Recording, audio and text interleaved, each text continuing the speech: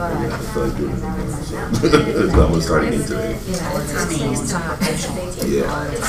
And sometimes you kind of feel like, you don't want to be bugged sometimes with stuff like that. You know what I'm saying? But then I had to think about it. It's like, well, I don't want to make money with it. And keep being nervous about calling people. Yeah, I'm honestly, I'm nervous about some people because there's some people. I know. Because I was looking. She's never called. She's never. I haven't spoken You know what I'm saying? So it's like, it's kind of like a cold heart. Like I heard this one thing. I had to talk to him a while, and we ended on a bad note. And I was gonna try. I called her, and she answered the phone while she was at work. And we had a really good conversation for like 10 minutes. And she told me she was looking to buy a home. And she just happened to be, she worked off the exit I lived off of, which is crazy. And then she lived on Hammond Drive. So it was like, you can start out to okay.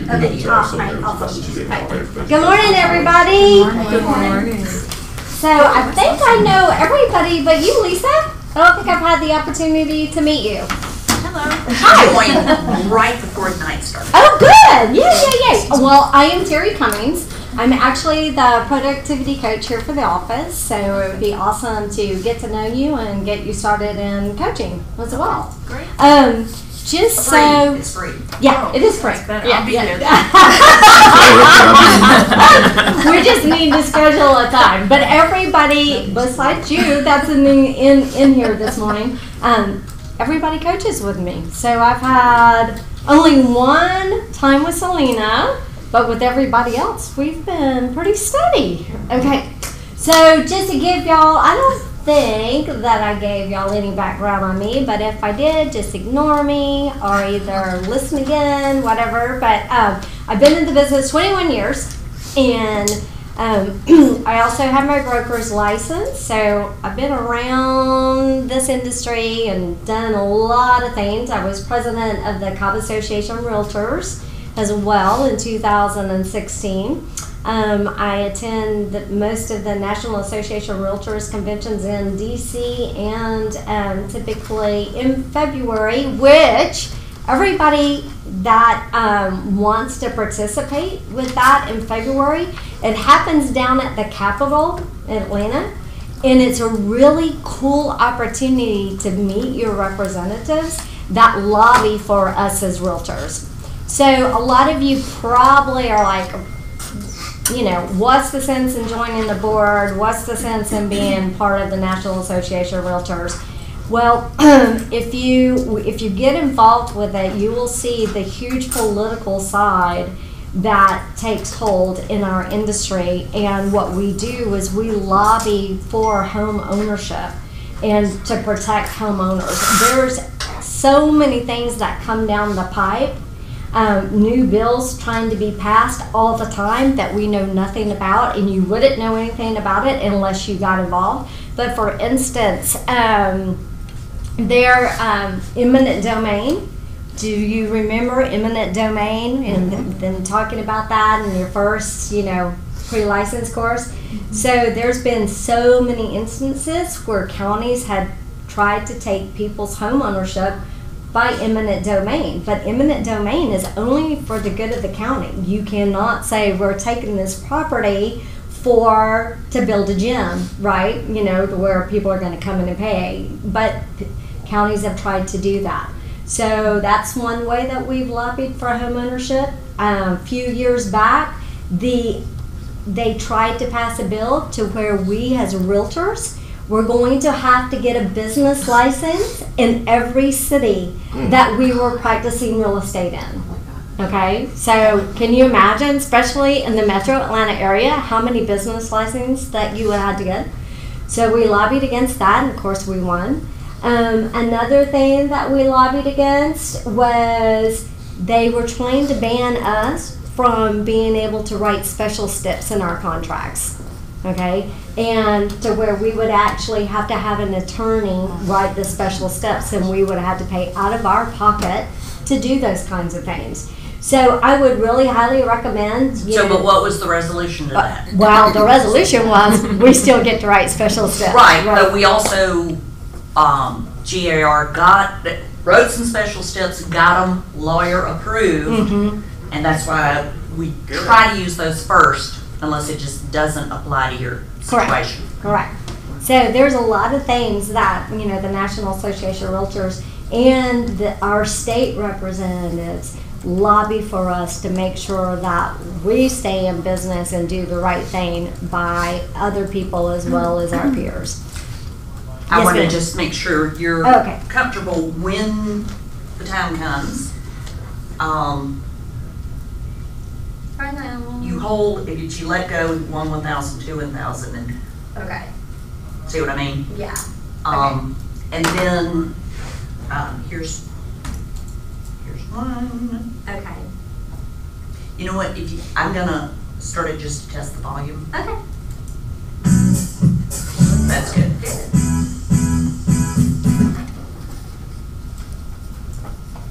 So are there? Oh, no, this is that. Okay. Yeah, because there was only one that we really watched. Yeah. Okay. That I'll was have that. okay. Yep. All right. Okay, so, listings, we're gonna talk about listings today, pre-listing packets and listings and what to do with your seller and that kind of thing. Okay, And, I want to see a show of hands. Who did their homework? who read through the listing agreement, okay? Yay. And then the listing presentation, did y'all download it? I mean, you didn't need a print copy, but because that's the one Terry's gonna speak to, right, as opposed to the Ignite version Yeah. that's in their curriculum. Yeah. Right. Yeah. Good concepts in the Ignite version, but the one that we sent is just more up to date. Yeah. More of a practical application is what it is. Thanks, It's Miss awesome. Stacy. Thank you. You're so welcome. And we know we're having lunch. Yay! Virtuants will be here 11:30 set Okay. up, and Awesome. All right. Thank you. Okay. So is everybody doing their 10? Okay. So let's report out. And so, I mean, y'all have been reporting out, right? On the tracker thing, right? Pardon me? There's a little tracker thing. Okay. Okay, but you haven't been reporting out in class, Mm. like what you've done or anything like that? Okay, all right. So, but everybody's doing their 10. They're 10-4, right? How's it going? It's going good Good? for me. All right, so this is a participation class. If I ask y'all a question, that means you answer it. Okay, don't just stare at me. Okay, all right. So, because when you participate, your brain is engaged and you learn a lot more, right? All right, so 10 contacts were supposed to be added for the week. Everybody did that? All right. Note cards? 10 notes? Everybody did that? I ain't writing nobody on this. Nope. Okay. Not yet. Everybody previewing homes? Yes. Okay. With an open house instead. Pardon me? Open house instead. Okay, cool. Okay. Connections, 10 new connections. Everybody get 10 new connections? Bless you. Thank you. Bless you. Okay. So, turning your lead generation in for business. How's that going? Is that working? Are y'all doing any lead gen yet? Bless you. Thank you. Trying. Ooh. Trying? Oh, there is no trying, there's doing. According to Yoda. I haven't really, last week was my first week, and I haven't really like set aside the time consistently to do Okay. it. So it's been hit or miss. Okay. Yeah. Okay. So this week I blocked time to Okay. sit down and really Good. do it. I'm Good. reaching out to people and all that stuff. But Good. Okay. Yeah. This is a process. So okay. All right. Then, any questions about what y'all experienced last week or anything like that? No. Before we get started? Everybody good? Just for me, the super key thing to share with everybody so they don't have that happen to them. Not necessarily related to your lesson. Yeah. Yeah. Your Fitbit, my Fitbit was interfering with mine. Really? Okay. Yeah, we figured that out right in the office when we were setting it up. Oh, wow. Okay. Alright. So different Bluetooth apps can interfere with the Yes. Supra. And in my case, I changed phones.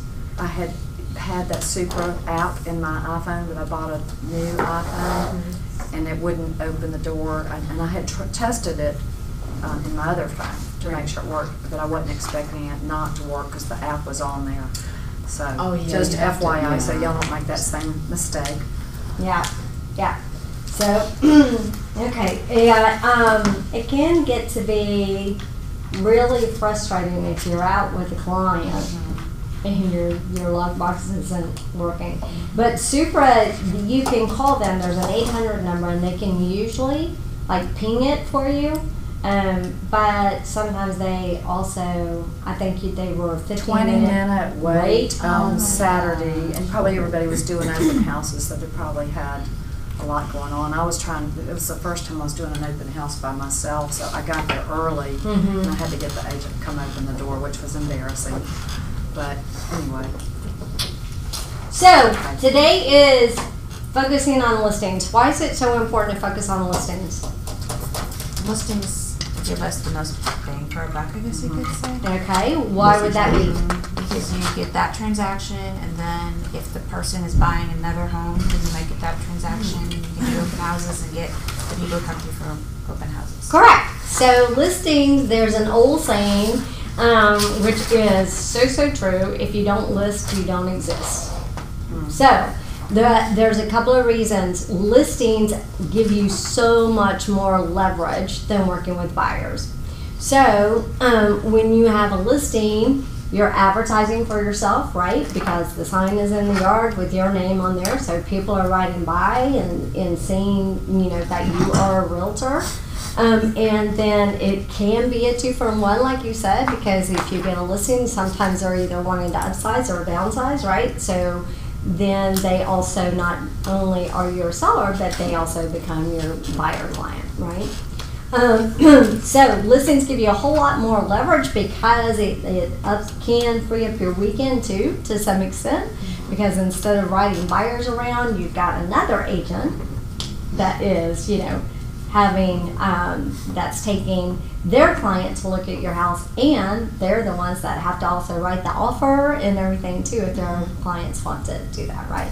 It also can allow you to pick up buyers when you have your own listing, somebody that you haven't met, from sign calls and so forth. So listings is definitely the way to go, right? All right. Pre-qualifying the seller. What do you think that means, pre-qualifying the seller? Making sure. Yes. Go Go ahead, Lisa. Making sure they have the credit to qualify and for how much of loan. Okay, that's something good, yes, for your seller. What else might be different ways that you would pre-qualify your seller? Finding out what they're trying to buy, what they're looking, what areas they're trying to find, like getting their information, what their needs are in order to qualify the right types of properties to show them. Okay, for your seller? Oh, I'm sorry. Okay. I misheard you. No problem. Okay, so those are good things too, though, once you find out if your seller wants to buy again. That what you said, Lisa, and what you said, Travis, those are both really good things. But to pre-qualify the seller is to ask them tons of questions. So you want to find out from them what their motivations are. What's the reason that they want to move? Why would that be important? Bless you. Sense of urgency. Sense of urgency. Absolutely. Bless you. Bless you. All right. So why finding out if they're of their sense of urgency? Why is that important? Okay, so if I am on the phone with, let's say, a for sale by owner, right, and I'm trying to get them to list their property with me, and I ask them, what's the reason for your move? Well, our daughter lives in Colorado. She just had our first grandbaby. Boom. Is that motivation? How soon does that grandmama want to get out there to that first grandbaby? Big time, right?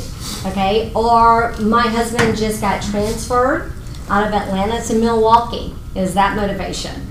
Okay. we're downsizing because all of our kids are in college and we don't want them to come back, so we want something smaller. Is that motivation? Okay, so asking all the right questions when you're talking to a seller is so important, because you want to find out, exactly what you can do to help them. A couple other things you want to find out. What do you owe on your mortgage? Right? Why would that be important? For their Pardon me? For their profit. But yes, right, exactly. Because when you do go to that listing presentation, you're going to find out, or you're going to give them a net sheet, which is going to show them what they're going to net based on the price that you priced the house at, right? Sales price. Okay. What else might be some good questions to ask the seller? So we've asked what their motivation is, what they owe on their mortgage. What else? I don't know what the question is, but I've been reading some threads and come across real life situations where somebody has Alzheimer's, somebody doesn't have clear title. What are good ways to ask questions to get at that, so you're not like halfway down the process and realizing? Exactly that. I mean, like, if you when you ask what the reason is that they're likely wanting to move, normally somebody's going to say, well, my husband or my wife has Alzheimer's, or they're normally going to tell you. Okay, as far as like clear title, when you start asking them, what do you owe on your mortgage? Okay, and then is all parties going to be at the listing presentation that are on title? Okay, so that's another way. Remember too, you should take as many classes at FMLS and that there's a real list class 101 and a real list class 102. Real list is where you go in to look at the tax records. So you can get a lot of information from there in regards to, you can kind of see if they, when they first closed on the house, who all is on title right there, okay? You can see if they refinanced, that kind of thing, okay? Because one of the reasons it's so important to find out what they owe in their mortgage, if when you look in Real List and they say to you, we owe $300 on the mortgage, and then you turn around and hang up the phone and you do the current market analysis on there for them, right? They're telling you they owe $300, but the neighborhood is only bringing, let's say, $280. Then that's a whole nother conversation you have to have with that seller, and you need to be prepared to have that conversation with them when you go to see them. Okay, so that you'll get more into depth about that when you're actually start doing listing presentations. Okay, what about, here's a whole list of other questions you could ask. All right, how much do you want to list your home for? Why would that be a good question to ask? To see if they're realistic? Yeah, exactly. See if they're realistic. Because you want to have as much information as you can possibly have before you go and sit down in front of them. Also, to see maybe what their style is. Because if it's a very highly analytical person, you're going to want to go in the number. So if they give you a number, how did you get at that number? Would be a really good follow-up question. Correct. You're exactly right. That's a great follow-up question. How did you hear about me? So if somebody calls in, don't you want to know how they heard about you? Why is that important? I know if your money is effective when you're marketing, find Correct. out what's going on. Yeah. So whether it's a referral, you want to know whether it's a referral from a past client or a friend or family, or if it is from your marketing efforts. Also, so you can call and thank the referral. Exactly. Yeah, you want to treat a referral just as good as you treat a client. Even better sometimes, because referrals are your lifeline. Okay. So we're also going to talk, now we're actually on page 15, the pre-listing packet. Okay. So I promise you that if you create a pre-listing packet, which did Stacy send the pre-listing packet out? Not the listing packet, but the pre-listing packet. Did she send that over to you? I think so. I Okay. thought that was a listing. Pardon me? It's a listing. Oh, yeah, the listening presentation template. Okay, so there's two different things. The listing presentation template she sent to you, there's a pre-listing packet. And I'll send that out to everybody. Would you mind texting me to remind me to send out the pre-listing packet to everybody? What is so important about a pre-listing packet? Okay, well, I promise you, if you use a pre-listing packet, then you come across so much more professional than the majority of agents that are out there. Because I promise you, the majority of agents out there are not using pre-listing packets. Okay? The other thing a pre-listing packet does is it prepares the seller as to what to know that they need to do to have their house ready to put on the market. It also can free up the amount of time that you spend there at the listing presentation itself. Because a listing presentation can take several hours if the seller isn't prepared, and if you're not prepared, it can take several hours. But by sending over a pre-listing packet to that seller, the one that I have, it actually gives them 47 different ideas or 47 different ways of the things that they need to do to make sure that their house is going to sell, right? It also goes over the questions to ask me while I'm in front of them, okay? So one of the questions, for them to ask another realtor is, are you a part-time or are you a full-time realtor? And so, just giving them thoughts so that they can make the best decision when you're in front of them. Because the whole idea is when you get to that listing presentation, you want that listing agreement signed. You don't want to leave there without that signed, right? Okay. So if they're interviewing two other agents and two other agents haven't sent a pre-listing packet, what do you think? They'll go with you. Okay. The other thing that goes along with the pre-listing packet is I always put in there the consumer disclosures, like protect yourself when selling a house. But, why is it important to use a realtor? The seller's disclosure statement, the community association statement, because when you send that to them ahead of time and you walk in that door and you see that seller's disclosure statement filled out sitting on the kitchen table, what do you think? The next thing goes off in your head. Right. So now it's just going through the motions. But, okay. So now all you have to really do is agree on price. So in the pre-listing packet that I sent to you, it's going to have a page that says it's all about you.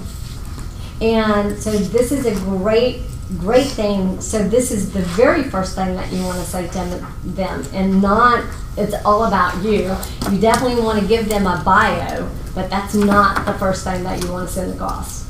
The other thing is the pre-listing packet that I have is pretty thick. So what I always did is I would ask someone, I'd say, would you like for me to email that to you, or would you like for me to FedEx it to you? It's a very big packet, so I'm not sure if it's going to come across to you in your email properly or not. Okay? And so they would say, oh, okay, well just, FedEx it to me. I never FedExed anything. I went to FedEx and I got the envelopes because they give them to you for free. Then you put them in the packet, and then you either go and hand deliver it and put it on their doorstep. Okay. How many people do you know? How many people do you know that they see a FedEx envelope on their doorstep that they're not going to open that FedEx packet, right? Okay. But how many people do you know that don't open their email? A lot, right? Or once they've crossed over it, it's right. Yeah. Or it went into spam for whatever reason or something, right? Okay. That's great. Okay. So if you do that, I promise you, it looks so much more professional. And I'd say, okay, you will have that on your doorstep no later than tomorrow. But you know what? It was on their doorstep by that afternoon. It's funny. Right? So I had my pre-listing packets already printed out and ready to go. So I know if I've got a listing appointment, all I got to do is grab it, right? Put it in a FedEx envelope and take the time to go and run it out there and put it on their doorstep. Is that another reason why it's really good to concentrate on the listings in the area that you live? Yeah. Okay. Yeah. Totally. Okay. All right. So also a couple of other things that is like getting ready to list. This is what I was talking about. It gives you the 5 factors, gives the seller the 5 factors of what helps a house to sell. So one of the factors, the recent sales in the neighborhood, right? Because that's where your comps are going to come from. Right? Location, condition, competition, and the timing. Why is the location important? That's what sells the house. Helps to sell the house. Okay. What kind of things are we talking about when we talk about location? Schools, shopping, Mm-hmm. Access to the internet. I mean, access to the internet. sports, Highways. hospitals, Mm-hmm. Beltline. an actual community. Right. Yeah, and even within the community, which I think is oftentimes where the seller will focus, Mhm. it's like, are they in a corner lot? Are they near the subdivision pool? I saw something the other day about a deduction for a steep driveway, and it was a pretty steep deduction. Mhm. And it's like, you know, so all those things that they have to consider. Do they have a no backyard, slip backyard? Mm-hmm. Correct. Things that, you know, they might say, oh, well, the next door neighbor's house sold for $50,000 more, but they've got a steep driveway, no backyard, and they're next to the subdivision Right. pool. That Or right makes near a the huge entrance. difference. Right. Yeah, that makes a huge difference. So so it's really great before you go out there to know those types of things. That's another reason why you can go, if you go and deliver the pre-listing packet, Great idea. you can see whether there's a driveway that goes like this or a driveway that goes like this. You'll be able to see if the house backs up to a major intersection, or it's in front of a major intersection, or it's, you know, in front of a retention pond. All those things affect the price that you need to price the property at in order to get it sold. That's another reason to take that package out there. Okay. And you see the competition. You can see the competition, and you can then see the condition.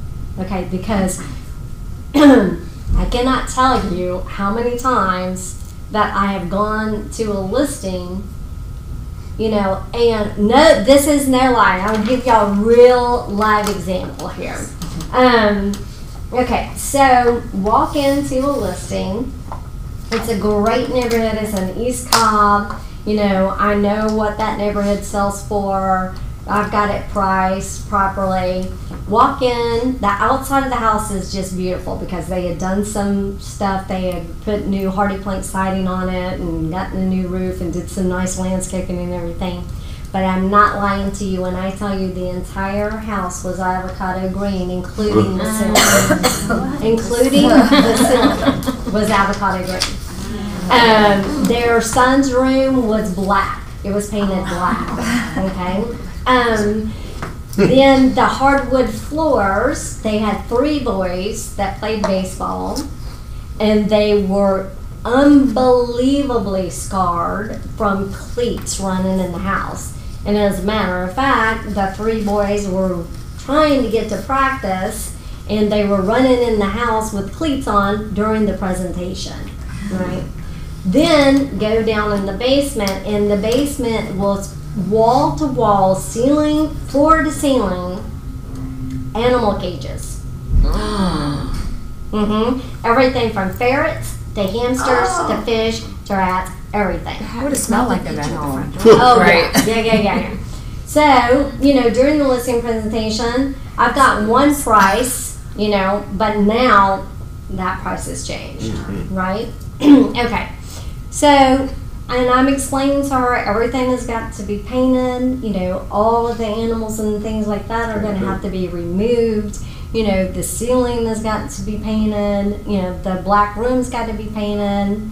There's a lot of stuff that they need to do.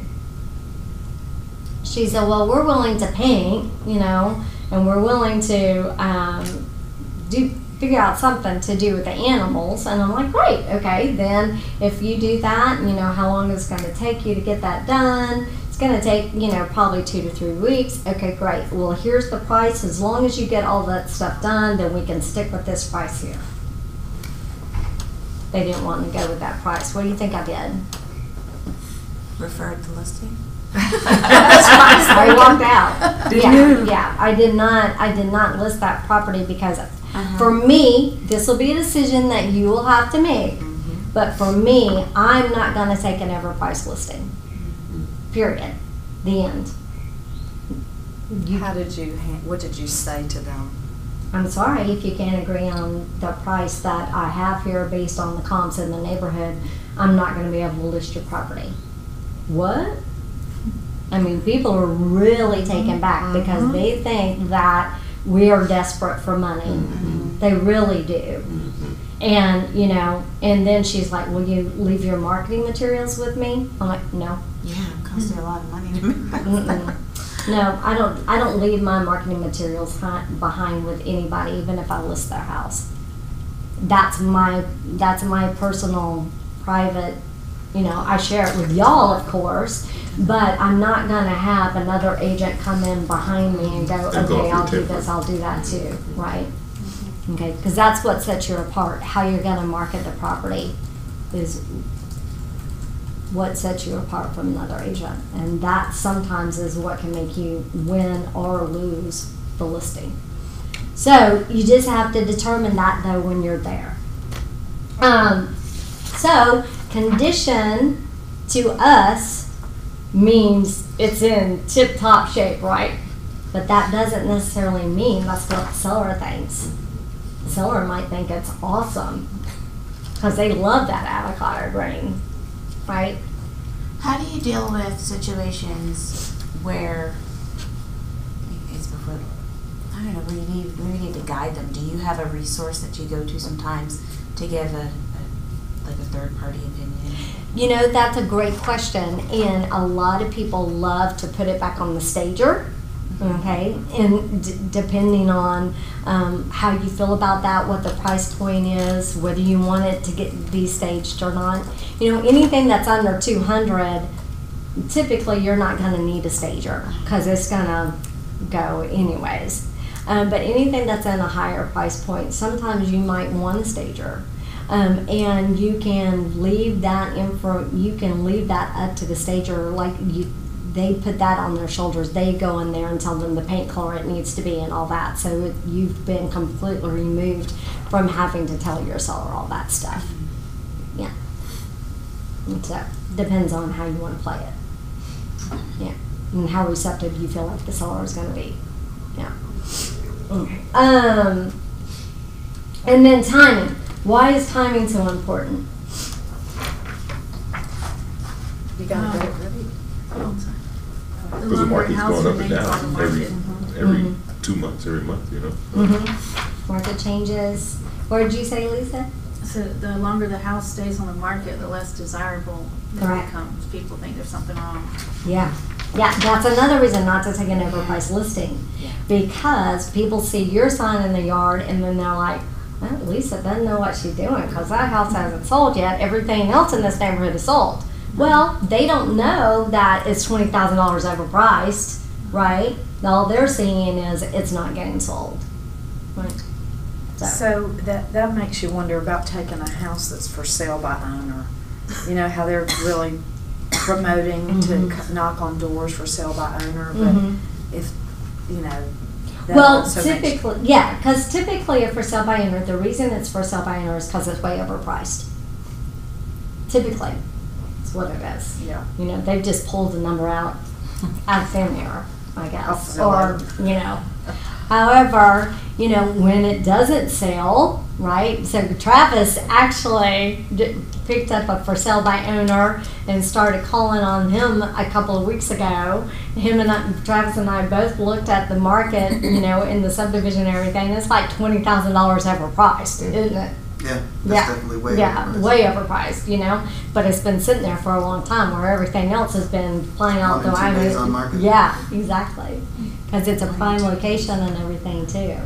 So, so that's another reason, you know, that to work with for sale by owners, if they really want to sell the property, then eventually they'll get the clue.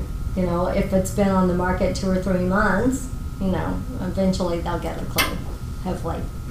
If not, just don't take the listing. Okay, and then. Okay, is there, in your opinion, a certain day that you should put the house on the market, a certain time of month that's better than others? I want to get it on the market as soon as they sign that paperwork. I want it on. So, you know, if it's ready. If it's ready. All right. So this is a really cool graph here. I like. I will, because it does talk about price. And I think not tomorrow, but the following Tuesday is our at the sales meeting or the stats presentation, and I would really encourage all of you to come to that presentation, because in the stats presentation it talks a lot about price and talks about how many houses had to have a price reduction. And it will also, there's a game board in the presentation that you can use to help people, to show people, like, and when the house is overpriced, that you're actually losing money instead of making more money. Right? So I would really highly recommend you come to that presentation. When did you say that is? I think it's next Tuesday's After the sales meeting? Yeah. Yeah, no, is the sales meeting. It will be the sales meeting, yeah.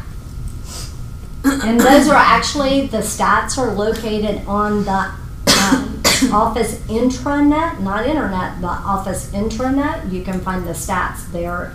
They're put on there monthly, and then they're reviewed every quarter publicly. Okay, condition. Why do you think that is so important? The condition of the house. Mm-hmm. Because it won't sell if it's in bad condition. Correct. It won't. So how do you talk to someone about condition? One way is a stager, right? Showing comparable other properties around the neighborhood that are similar to it, you know. Correct. Sometimes you just have to physically take somebody into another house and show them this is your competition, right? Sometimes too, condition of the house can be so bad that you need to price it accordingly and put it on the market as is. So, and if you do that, then, you know, the price is going to come down. But there's been many times where I've had to determine, like, what it's going to cost to get this house up to top dollar, and it's going to really cost more than, I mean, they wouldn't net anything, you know. So sometimes it's a little bit better to just say, look, let's put it on the market as is. We will, you know, market it like that as is, to where there's no, you won't do any repairs or anything like that, and then we'll just be done with it. And so I've taken several listings that way. Have you ever done something where you had one that had the bones and really could be a good house? And I'm coming from my angle, because that's what I've done. And actually had like some kind of plan or something drawn up to show them what it could look like, so that if you decide to sell it as is, you can show a potential buyer, we've gotten a quote on this, we got a quote on this. Would that be something you might do if you list as is? Show potential buyers that show, well, I've seen I'm getting that. what Like I'm just Yeah. with the possibilities. But I don't know if we would, I don't know if I would pay As for a- it. But I've seen them. well, some People people have will do architectural 3 plans and quotes. stuff. Some Right, people will. Yeah. right. And I know investors sometimes will have 2 different storyboards, like in the house, you know, if it's vacant and all that. You know, in the house, you can choose this color palette or you can choose this color palette, right? But typically, if you've got a house that you're just selling as is and it's not an investor house that you're selling as is, to give those quotes to another buyer, I think I might be a little cautious on doing that. You know, if it's not an investor buying the property, if it's, you know, first time family wanting to buy it, or, you know, I think I might be a little cautious in doing that. But that's totally up to you. It's definitely something that could be done. Well, I guess you could do it as long as you don't talk price, Yeah, right? yeah, Okay. yeah. Or, you know, because sometimes people have a really hard time visualizing what something can look like. So if you can show them visuals, then that can be a good route. Yeah. Is there a list or a checklist of things that we should recommend they change that are easy and going to add value and not? I've seen some where people put their house on the market and they fix things up and they really kind of it's still dated because they just don't know. Yeah. Is there kind of a guideline or checklist that you know of that we could refer to? Yes, you can get that. That'll be in the pre-listing packet. Or also, though, if it's sometimes if somebody, let's say you've got a house that's, you know, could be listed in the 400s because the neighborhood calls for that. But the houses that are selling in the neighborhood that's in those 400s, the kitchen has been updated, you know, the flooring's been updated, you know, all of those, the bathrooms have been updated, all the bells and whistles for those main things that make people buy houses have been done. But the one that you're going to go and look at, or, you know, the seller presentation, it has not been updated. Nothing's been done. So what you really then have to determine is, in order to get it to this market price, how much money are they going to have to put into it, you know, to get that top dollar? They may not have the margin, a big enough margin, in order to do the updating to get it at that price. So that kind of property, again, might be better to do as is and price it accordingly. But it just depends on what all they need to have done. Because a kitchen, I mean, Karen can tell you, a kitchen can cost big bucks. And you don't get the full Right. value out of it. Right, exactly. You know. Yes, ma'am. So you said for the seller who would be willing or able to invest the money to do the updates necessary to bring it up to the comps, you said it's okay to take them into other Absolutely. properties for sale? Absolutely. Absolutely. Sometimes that's the only way that you can get them to understand, you know, because some people just, again, can't visualize. Or let's say, you know, we're talking about people's homes here. So they're typically emotionally attached to those homes, right? Especially if they've lived there a long time and they brought their kids home there, or, you know, got married and that was their first house. You can be very emotionally attached to a home. That's why when you're talking about selling, you use the word house. All your materials, everything, all your listing presentation, your pre-listing packet, when you're talking to them on the phone, you use the word house. And it drives me crazy because when you see all the materials that they have out, it says home on there, and when y'all show it to me to you know, just critique it for you, I'm always change this to house, change it to house. And the reason why, it's just a little psychological glitch, but you're trying to get them to attach. Okay, so you want to call it house. With buyers, you always use the word home. Exactly. You know, so flip-flop that. But yeah, so it's perfectly fine to take them in to show them, because somebody might think, my house is updated. Well, no, not. 20 years ago. Yeah, 20 years ago it was. You know, my mom is still into the color mauve. Let me see my mom's house. Would it be an idea also, I think it's the Kelly app, the red Kelly app on my phone, you could send them houses with the pictures Mm-hmm. of another property nearby that has been updated, right? Because Mhm. it comes up with our name, right, Mm-hmm. on it. Mhm. But does the other agent's name come up on that when we send them? I don't think it does. I don't think it does. Yeah, But so- then you gotta remember, when you're doing your seller's presentation and you take your comps in there, you're gonna have, you know, pictures of the house, but then you also might wanna take your iPad or your laptop or whatever, so that you can get on FMLS and physically show them those pictures on there too. How the kitchen's been updated, how the bathrooms look, and the flooring and all of that stuff too.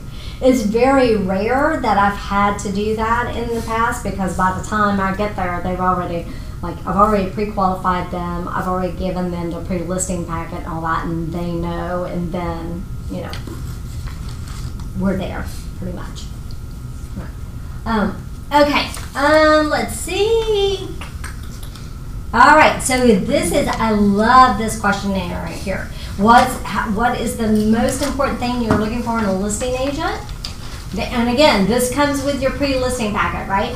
What prior real estate transaction experience have you had?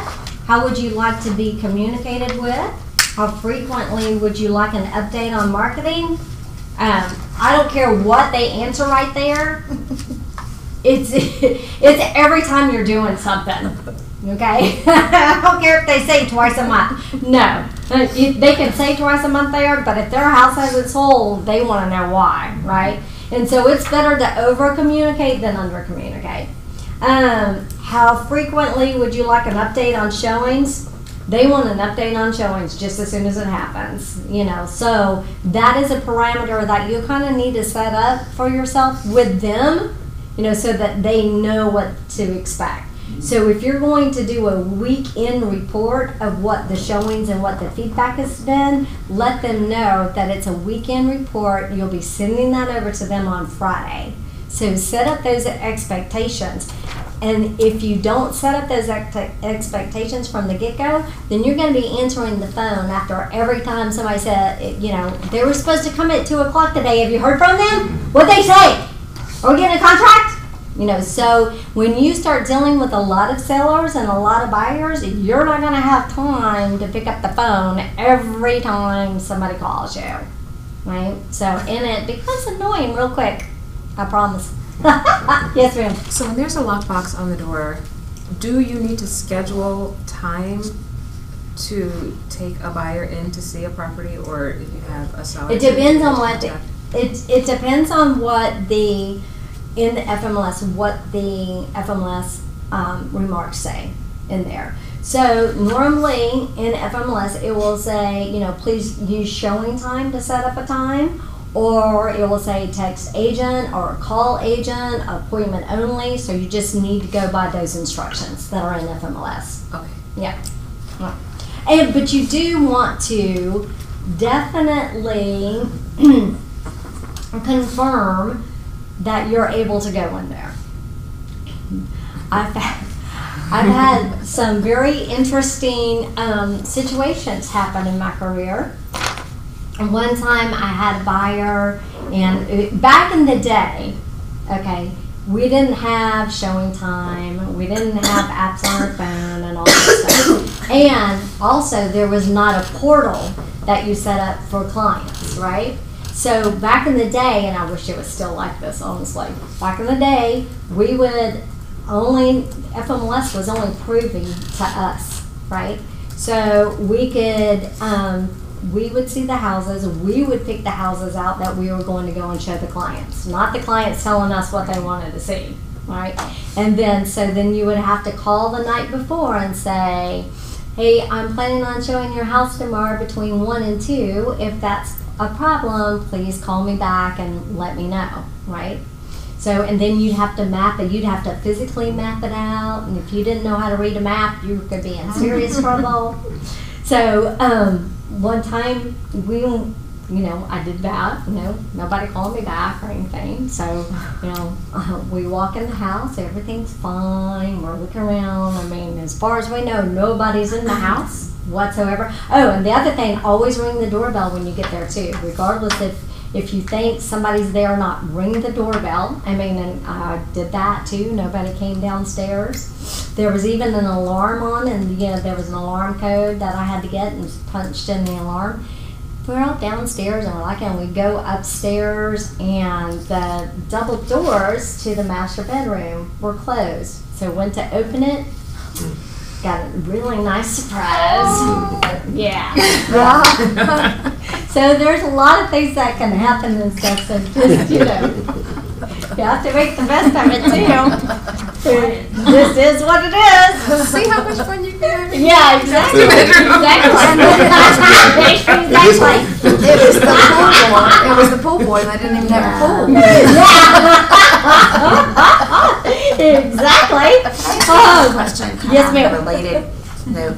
So, is there any standards for holding an open house? The reason I ask is, so for Saturday, there was a bunch of open houses on the street here in my neighborhood, and I saw 2 signs, but when I drove through, I ended up doing 3. Like, I did the first one, second one, I was like, wait a minute. And I think the third one, like once I left, I was like, I think the third one might not have been an open house. Should there have been more clues other than me not seeing perhaps if there wasn't an open house sign once you get inside? Because I felt like the agent was a little cool to me. I think he was showing the house, and I think I just walked in and Oh, okay. Is there any clues I should be looking for other than a sign that says open today? Well, typically when an agent, if they do their job and they're marketing the property, it will be listed on FMLS that there's an open house. It will also be listed on Zillow that there's an open house and things like that too. So if you don't see a sign on the yard, I would definitely pull up the app on my phone and look and see if it's been advertised as an open house. Okay, because I was confused because there was so many other, like there's several open houses, and then there was another one that was scheduled for Sunday. So I just went in and I started whenever I saw. I swear, I mean, I don't know. In hindsight, I was like, maybe it wasn't open because he was just kind of like, didn't say anything. He didn't say anything to you or anything? Yeah, I think he was just Did you showing. say, hey, I'm an agent? Yeah, I or- did. He said hi, but it wasn't, he didn't answer any questions. He didn't welcome me. So I think maybe he was Well, showing. that's the wrong way to do an open house, for sure.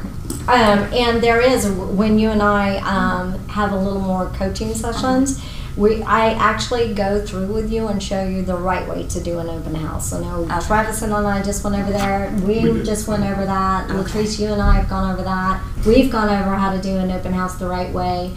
I know Lisa and the 3 of you, we haven't even gotten there yet. So, but we will. Okay. Yeah, because there's definitely a right and wrong way to do an open house.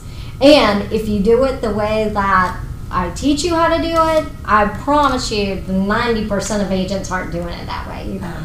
Okay? So, it's all about standing out and making yourself different than the other people, right? Other agents. Okay. About me, this is a great page, and I know for a lot of you, some of you are saying, well, I'm brand new, I don't have anything about me that I can say. Yes, you do! There's plenty of stuff you can say about yourself, right?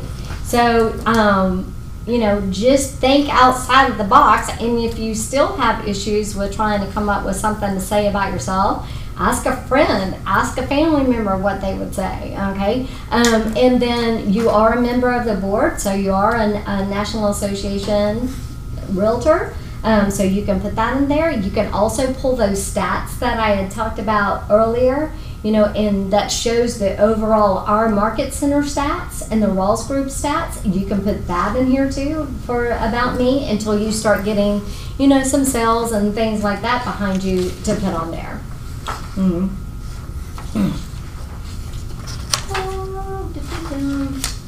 Not sure if this. No. Okay, listing appointment. It says page 7 of 8. So is there an 8th page, or What now? look at the bottom of About Me? It says 7 of 8. So is there an 8th page, or? That's the whole pre-listing packet is what they're talking about there. Yeah. So, but there's more than 8 pages when I send you up that Oh, listing okay, packet. okay. Yeah. There's more than 8 pages. And the pre-listing pack that I sent over to you is editable, so you can put your things in there, you can take out what you don't want, you know, and all of that stuff too. All right, so listing appointment. All right, so it says to confirm, right? I never confirmed. I never called the night before and said, I just want to make sure that we're still on for tomorrow. Why would I not confirm? It's kind of like second guessing it, kind of. Exactly. Maybe you have something more important to do, so you just make sure they're ready. Yeah, exactly. I mean, I'd rather get ready and go over there and them not be home than me, you know, I mean, but, and actually, it's always worked to my benefit, because I went to a listing appointment, it was like 10 o'clock in the morning, rang the doorbell, you know, they come to the door, I'm like, oh, we're so sorry, we forgot. And plus, we don't think we're going to be able to get enough money for the house anyways. And I was like, well, let's just go over the numbers because I think you'll be pleasantly surprised. And they're like, really? And I'm like, yeah. And they're like, oh, okay, come on in. Sure enough, they were pleasantly surprised, and they also became a buyer. So we listed their house right then and there that day. And then they bought another house from me. So, you know, and they turned out to be a great referral source. Yeah. So that's why, but that's something you can totally choose on your own, whether you want to call and confirm or not. I just chose not to. So, walk through the home. Okay, so for me, the way that I did things is when I got to the house, of course, you know, then I would say, why don't you go ahead and take a look at this paperwork or whatever I had in my hand to get them, to keep them occupied, while I take a look through the house.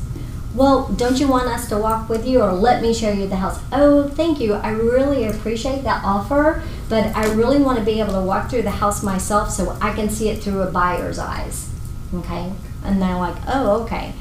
The reason I say that is you do want to look at it through a buyer's eyes. And it's really hard to look at it from a buyer's perspective or your professional perspective too when somebody else is trying to point things out to you, right? Okay.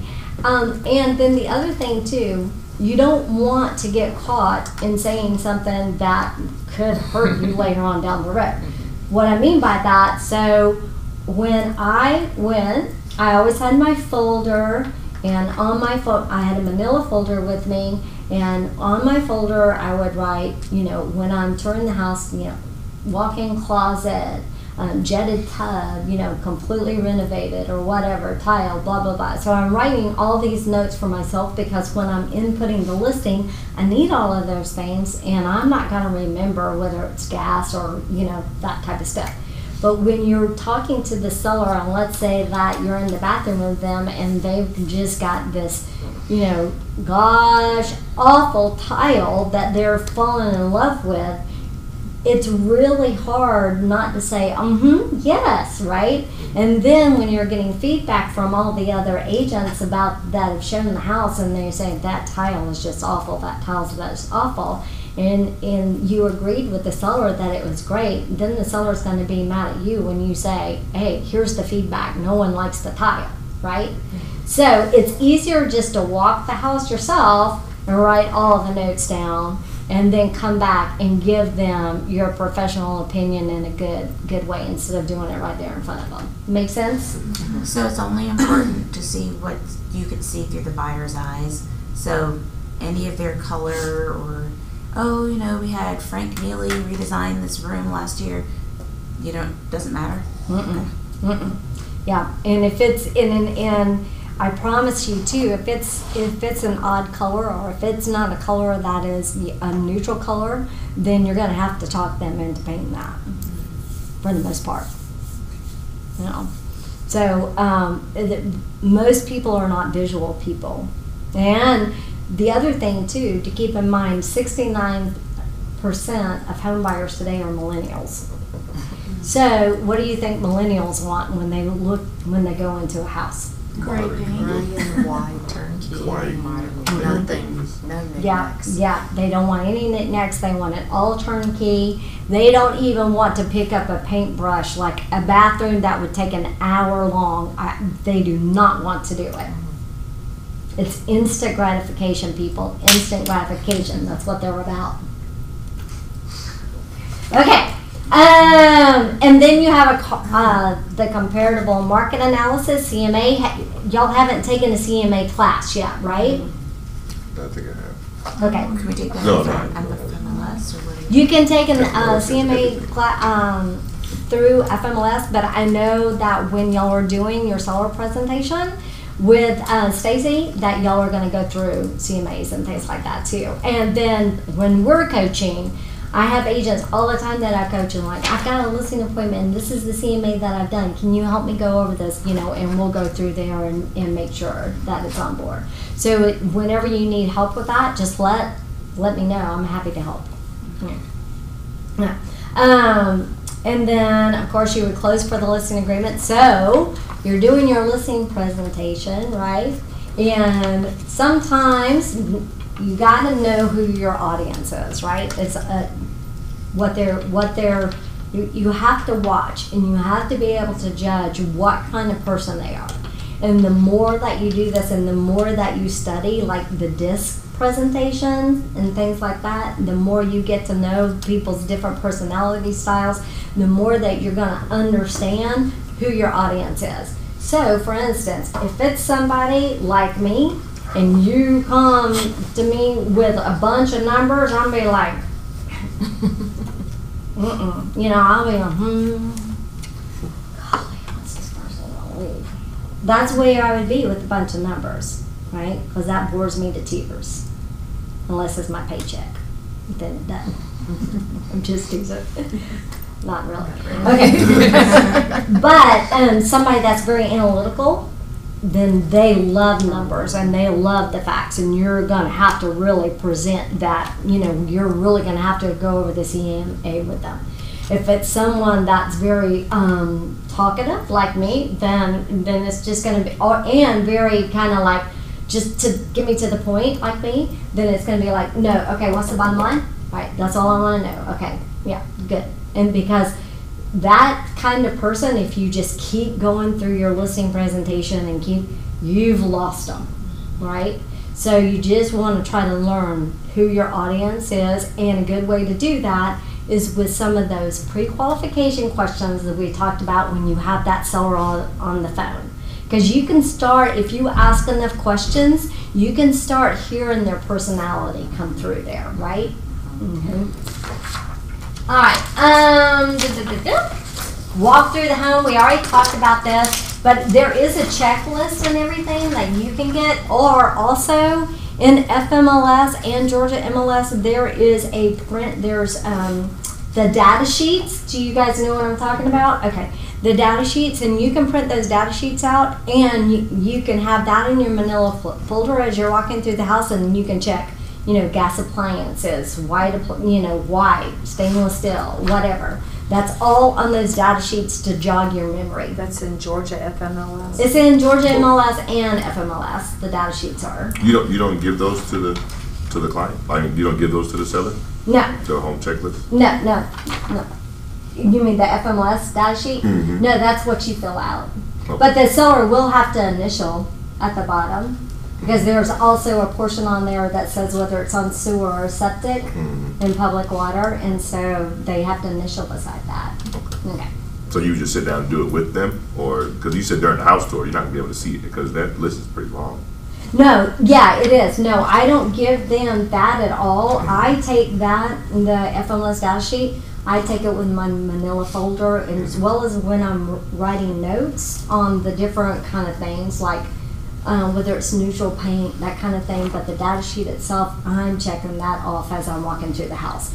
For instance, like in the FMLS data sheet, it says, you know, master bath, double vanity, you know, so you would check that off. Okay, jetted tub, you check that off. You know, his and her closets, you check that off. And because if you don't do that, I promise you, by the time you leave that listing presentation and you get, you know, to FMLS to input it, then you're going to be like, was there his and her closet? Was that tub jetted? You know, you might think you'll remember, but trust me, you won't, because there's a lot of, when you start inputting a listing, there's a ton of fields that you have to input information into. When you do a listing appointment, maybe not you, Mhm. we, what should we expect as far as the rate of somebody agreeing that day before we vote? 100%. What's a realistic number though? 100%. Want everything confidence, man. Got to. 100%. That's what I'm expecting out of you. 100%. For every listing presentation you go to, 100% of them are going to sign that listing agreement. Right then and there. Right then and there. Yeah. I can promise you, I've never gone to a listing presentation and walked away without that listing being signed and then called to follow up and get that listing. If I don't get that listing signed that night, the likelihood of me getting that listing goes down by 50%. And the reason I ask, because I'm different. I mean, we interviewed several, because I thought people interview agents. So if you've got interviews lined up, It's possible. you'd have to be pretty darn good to get somebody who's planning to do interviews to not hear out the other two. It's possible. She's pretty darn good. Pretty darn good. I know, but she's expecting all of us to do that. And we're gonna be pretty darn good. Yeah, that's right. I'm thinking 100% But you know, that's Right. one of the things that the pre-listing packet will really help you to do. Because again, 90% of agents out there, I'm talking even top producers, I'm talking people that have been in the business 30 years, they are not sending a pre-listing packet. Right? They're not delivering that kind of service. And when you can deliver that kind of service and prove to them before you've even met them that you know that you are a man and a woman of your word and you just delivered what you already told them you were going to, and they see all that stuff in there and the different things that you know you're going to do and what's important and all that, it will help you. So just to recap where we are so far, we have a pre-qualification phone call. Mm-hmm. Then we send a pre-listing packet. So we've Mhm. had a couple of touches before we even get to the listing presentation.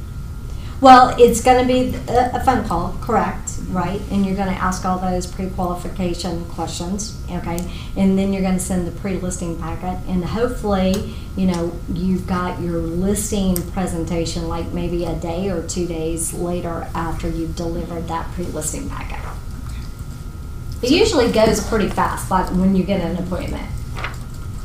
So it's about the impression that you've already made, the professional impression. Mhm. And two, the other thing that you want to ask, you know, when you are texting, are you interviewing other agents? And you'll be surprised at how many people say no. Wow. You will. Especially when you get to the point that you're a referral, and that's where you want to get. You want to get to the point that 99% of your business is referral.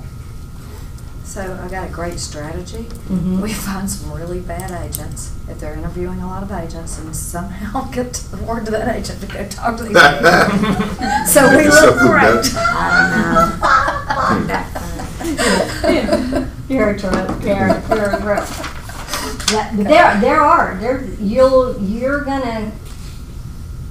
You're gonna experience working with a lot of bad agents out there, unfortunately. You will. So, creating a great impression to build sellers' confidence in you has their real estate agent of choice to get their home sold. So this is all about your listing presentation. So I think we have actually a video to watch on the listing presentation. I'll go over there and see in just a second. Then sharing your price recommendation, that's your CMA, and setting your expectations. Like for how long you think the home will be on the market, and work with the sellers. So why is it, again, so important to set those expectations?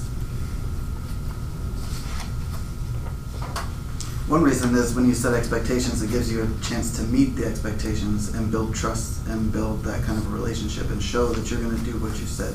Exactly. You're exactly right. And it's really great to under-promise and over-deliver. Because if you under-promise and over-deliver, then you're creating raving fans. And that's what this is about. That's where the referrals start coming, right?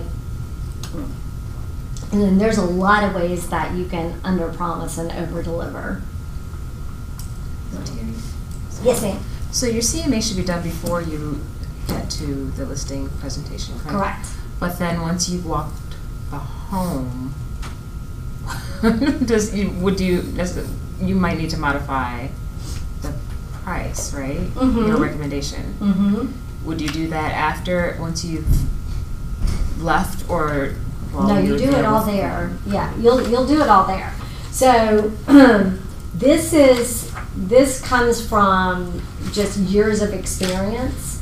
So it is gonna, but Selena, honestly, to answer your question, that's besides what I really expect 100%, but this takes experience, so you'll learn it, you know, as you go. And each and every single listing presentation you go on, you're going to get better and better and better at it, right? Because this is a process. But what I do is I have my listing agreement and everything, and I have everything already filled out, including price. Okay? Because I'm not going to argue with them over price. I'm not going to do it. If they want a price $10,000 higher than what the rest of the neighborhood is, I'm going to walk away. But I'm not saying that y'all should walk away. I'm saying what I would do. So, but I have had it come up to where I get to the house, right? And I've got a price, just like the avocado house, right? If she would not have agreed to paint all those things and all that, then I would have said, okay, this is the price to get, you know, if the house was in this kind of condition, completely neutral and everything, this is the price that we can expect. You know, we're dead on with this price. If you're not willing to do that, then we need to take $10,000 down. So then I would just mark through the price that I put on there with pen, right? Put the price that we agreed to on there, as long as it's not over, and they initial and date by what I, you know, marked through, and then that's it. But again, that's with experience. It's might take you a couple of times before you get there. Yeah, but just getting started is the main thing right now. Okay. What? I'm just wondering, like, knowing the dollar amount to adjust the price. If, for example, they have avocado ceilings, like how would you know how much variance you have with the price? It takes. It just takes experience. It takes experience, but the biggest way and the best way for you to get experience, and that's why it says in here, every week y'all should be going and previewing 10 homes a week. Okay? That's getting to know your market. That is why it says in here that you need to be previewing 10 homes a week. Because then you get to see this price at $425 is because it's dead on, right? But in that same neighborhood, there's a house on here that is, you know, $395. You'll be able to see the difference. You'll be able to see all the upgrades and why it's dead on and why this one is listed at $395.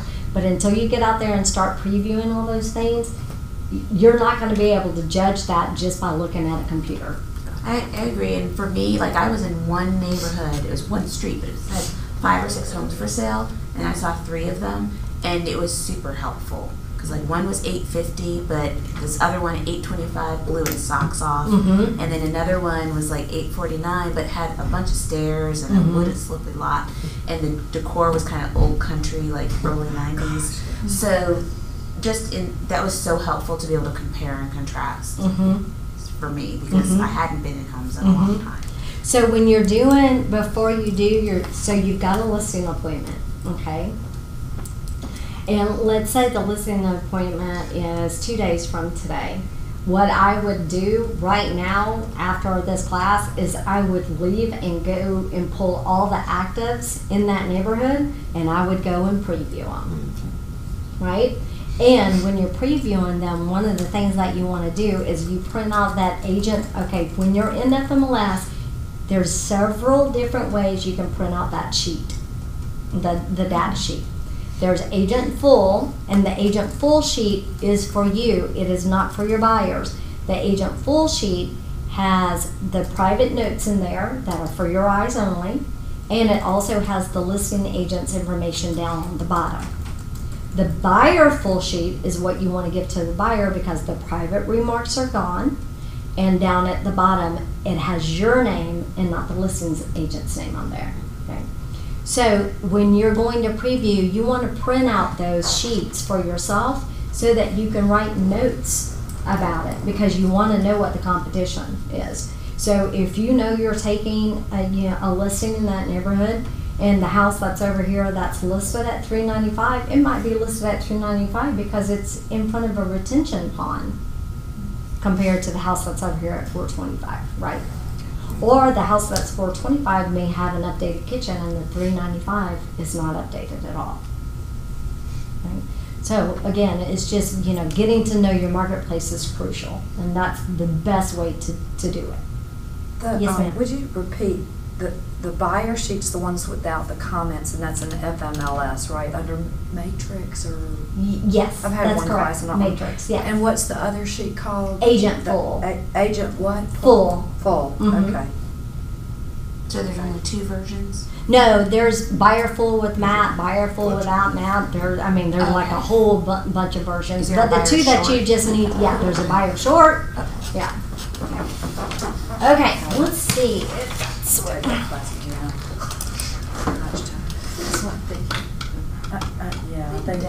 Yeah, because it's one thing to watch it and it looks so easy, but then when you go, I tried to get into it myself. I'm like, how did she do that? It's completely different. You gotta play with it.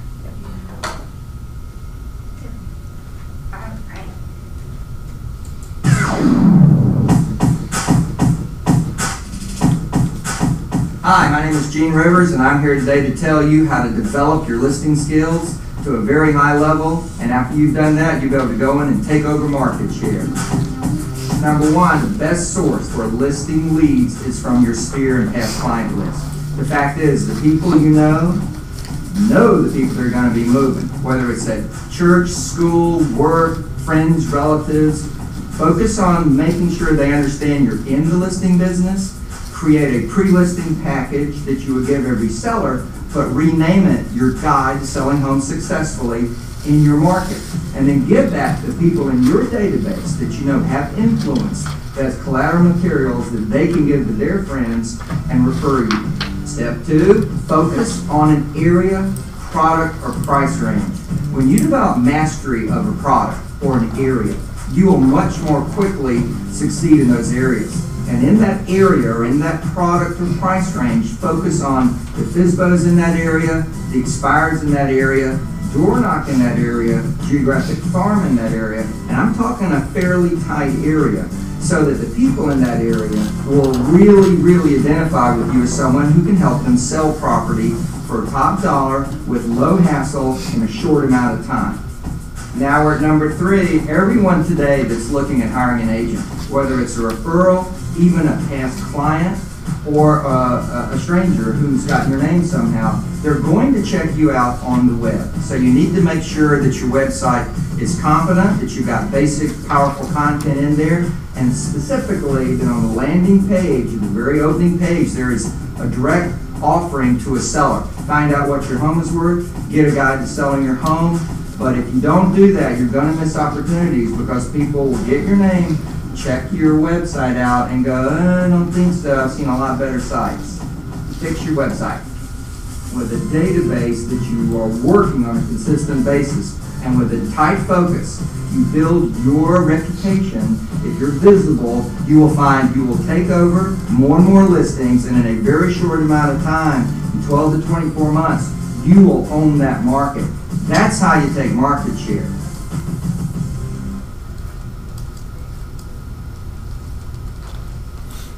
So one thing that I want to point out about the website is, remember when I said earlier that 69% of buyers today are millennials? Okay, so what are they using? Phones, yeah. Okay, so everything that you do, all of your social media, your website, everything that you do needs to be mobile friendly, okay? So when you're doing with your website, you want to make sure that it is mobile friendly. When you mean website, you mean if we create our own website?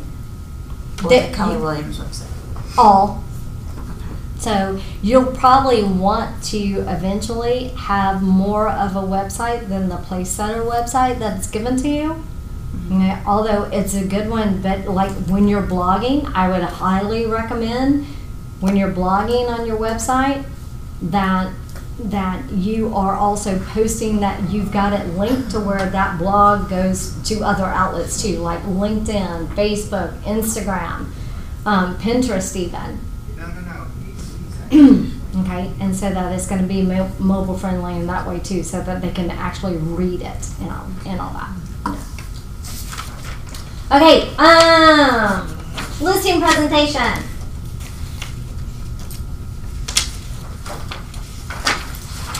Guide to selling your home. And so you guys, Stacy sent y'all a listing presentation, right? Yes. Okay. All right. I like that one a lot better than what's in Ignite. Confirm appointment time. That's up to you guys. Always show up on time. Always. Yes, ma'am. What page are you on? Oh, I am on page 28. Okay. Always show up on time. If you can, get there a little bit earlier.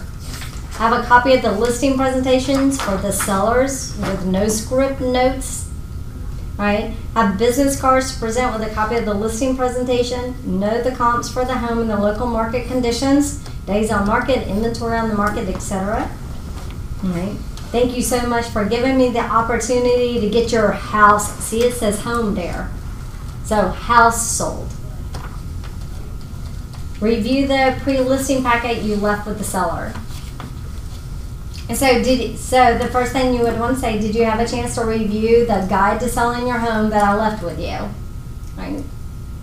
So, if yes, great. And did you complete the questionnaire at the back? Do you have any questions about anything that was presented? If no, well, let's review the packet quickly before we move on. There are some questions at the end for you to answer. Be sure to get their preferred communication method and frequency. We've got 6 goals for today's meeting, right? So about number 6, let me explain that we can expect 1 of 3 outcomes from our meeting today. You may list your house with me, and that would be great. You may not list your house with me, and to be honest, that wouldn't be so great. Or I may be unable to take the listing. Is that fair? Why would you may be unable to take the listing? Avocado ceilings. Yeah, avocado ceilings. Yeah, pricing, right? Mm-hmm. Or and actually too, if people are not willing to do what they need to do to get the house in the condition they need to get top dollar, and that's what they want, that would be another reason that I would walk away too. Because think about it. The reason to me that it's logical to walk away is because you're spending money on marketing, right? Okay. And how much are you worth per hour? $1 billion. Exactly. Thank you so much. Because time is money. So if you're spending your time and spinning your wheels and you're answering phone calls and your seller is doing nothing but complaining, my house isn't selling, well, I told you needed to get a new carpet. I told you needed to paint the walls neutral. I told you, you needed to do landscaping. I told you needed to do this. If you're constantly having to say those things, what's it doing?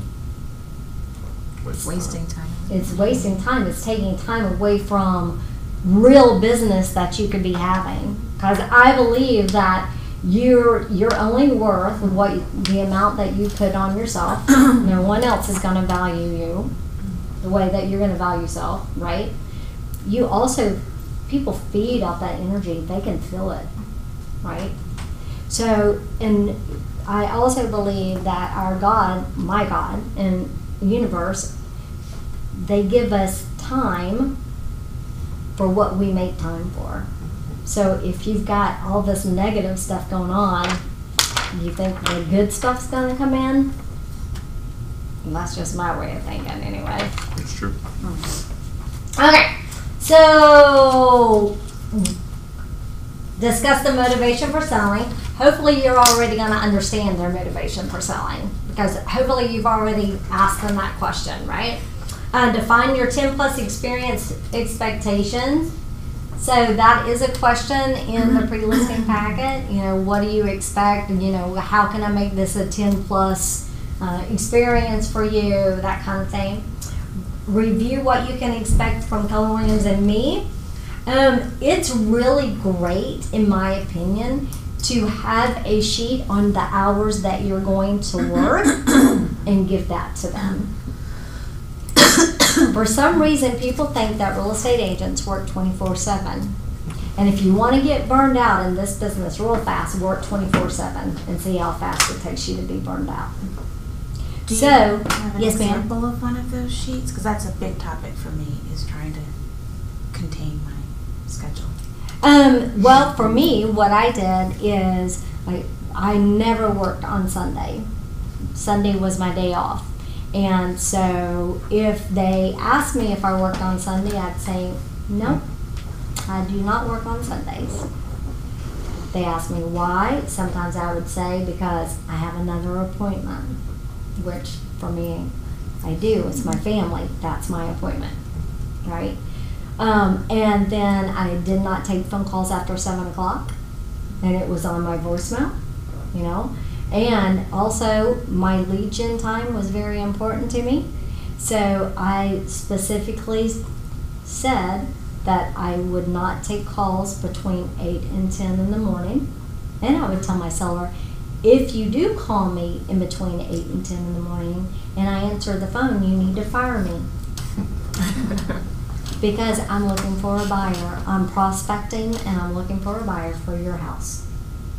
All right. So, and I also had that on my voicemail. So I would change my voicemail daily, right?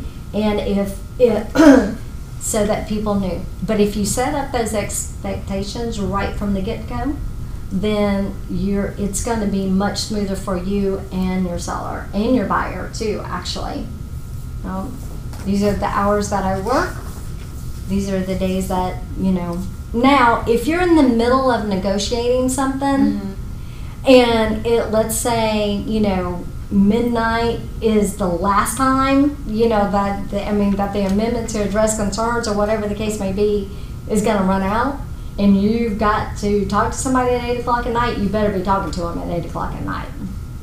Yeah. Yeah. Okay, I'm just You know. Because I feel like when I bought our house, we live in Buckhead, and when we bought our house went on the market at 10 o'clock at night, and I had to call my agent and say, we've got to see it first thing in the morning, otherwise we weren't going to get anything. Yeah. And we were 6 months trying to find something. Yeah. I guess Yeah. I just have to. Yeah, you will have to kind of judge that, but you can set up expectations so that they know they just can't call you every single night at 10 o'clock at night. Yeah. You know, so yeah. Hi. Sounds loud, sorry. Hi. That's okay. I'm very loud. Yes, Helen. You had a question. Oh yeah, I just want to ask, did you have a lot of listings? Because I know if you have a lot of buyers, like a lot of people that work during the daytime, 10 to 6, and they have to go walk in to see the houses after their job. So what are you going to do since you stop working after 7? Well, for me, and again, this comes with experience and time, so I'm not expecting you guys to you know, it's going to be easier in the beginning for you to get buyers, realistically, than it is for you to get listings, okay? So, but I got to the point to where I didn't take buyers out anymore. Yeah, so all I did was listings. Yeah. So, I have a question on trying Yes, to get some listings. Because so many people are downsizing and a lot of the population is getting older,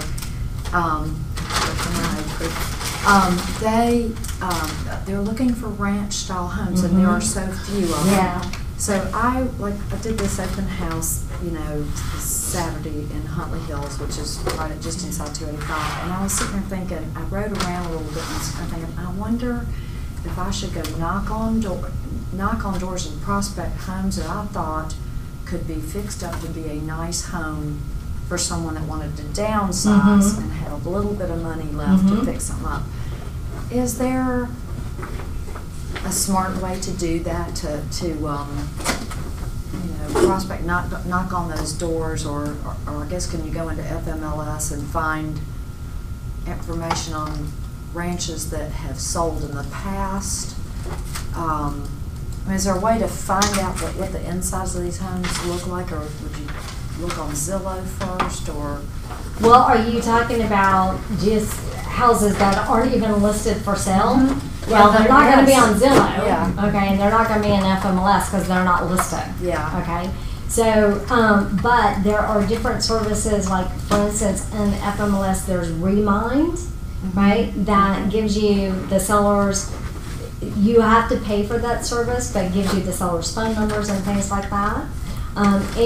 But you don't have to pay for Realist, that's part of FMLS, to where you can look on Realist and see like when they bought the home, right? And what they owe on the home. And so it's good to say if somebody has bought something, then their turnover time is typically between 5 and 8 years to where they're ready to move on to another one. If they so, but to answer your question, some of the ranch style neighborhoods, those are typically going to be people that are my age or older that are living in there, right? And they're typically not going to want to move. Like my neighborhood, for instance, nobody moves out of my neighborhood unless they go into assisted living or somebody passes. You know, so going in those kind of neighborhoods and finding those kind of neighbors, knocking on the door is going to be your best bet. Okay, More knock than on the door. likely.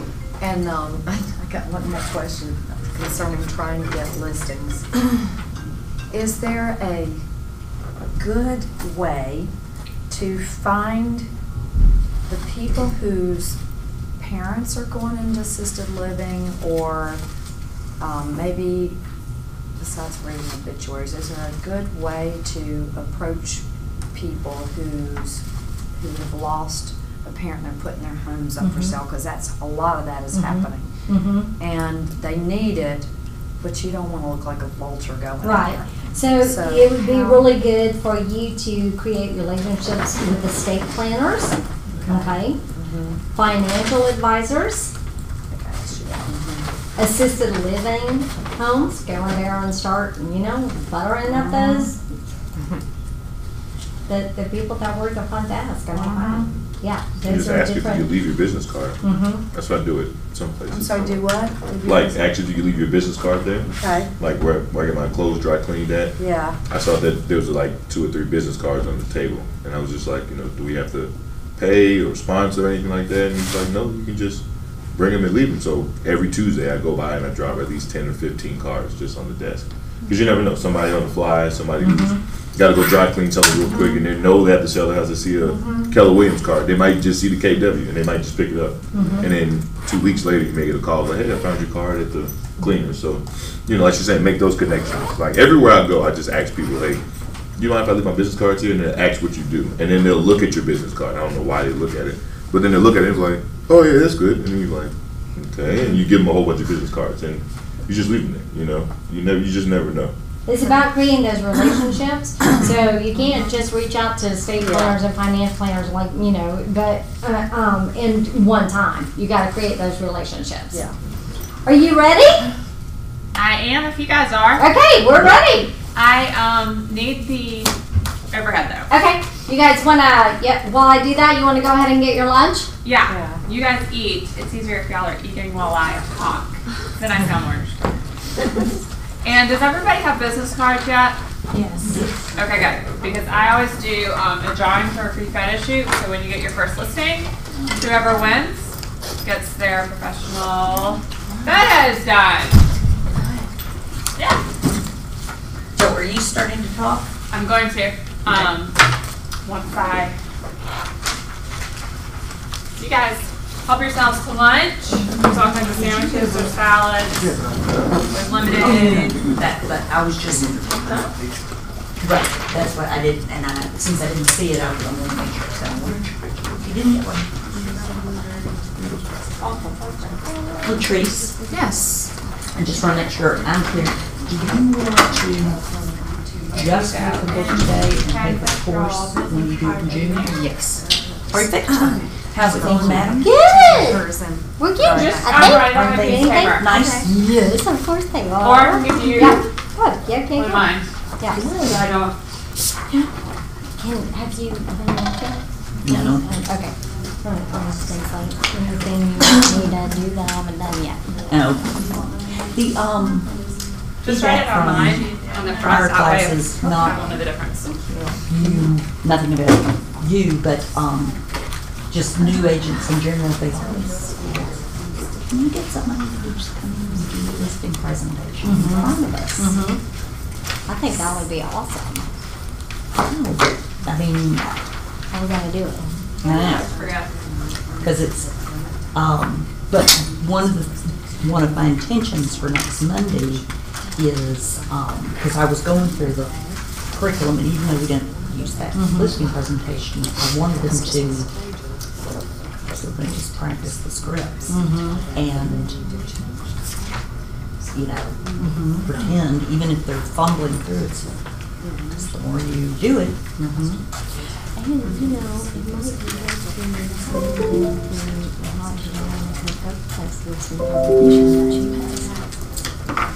Okay, so can you just find that on the internet? Yeah, she does a really, really nice. Okay, and is that exclusive to bold? Okay, because you know, when you're in bold, you get, Right. I don't think it's. well, the first time I took bold, they made a big deal about, you don't give bold materials away, because people have paid money for them, and so I just wanted to respect that. I don't think I think invented bold. There's other people in there too, some presentations that would be good for them to watch. Yeah, and that was, what I think I'm gonna do is come up with several videos. That one. I don't even know why we should have that, because it doesn't support the curriculum. I mean, I'm nothing against that guy, but it's like, why teach them this and then you show a video?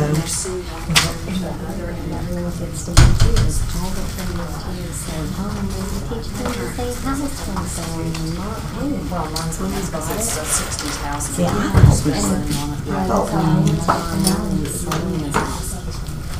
I thought we even said property. That's even better, isn't it? Just even better. But somebody out there, when you was It's been updated. Yeah. And we even did some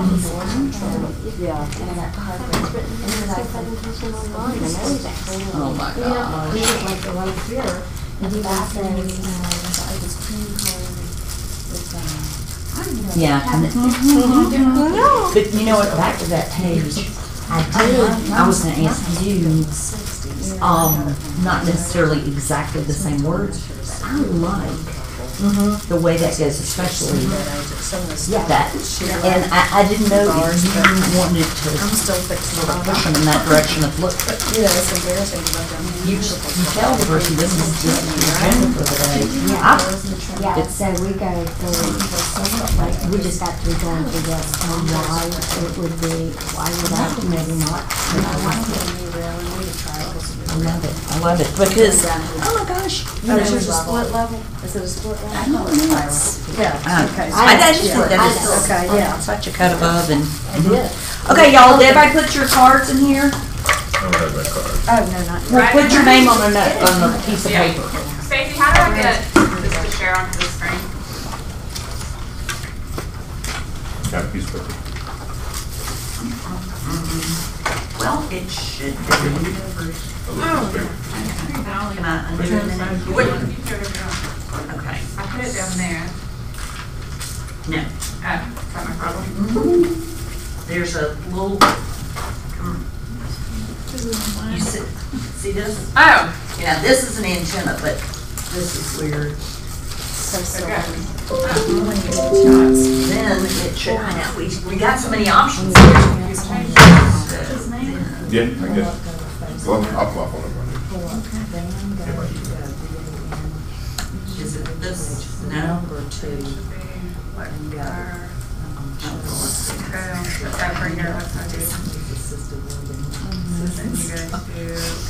This is you? This is the class exam. Perimeter class. Yeah, this is all the. Where's that one? Oh, okay, so. That was a private party that someone hired me. Thank you. And then here You're is, yeah, this is working. Okay. So that is working. Lovely kitchen.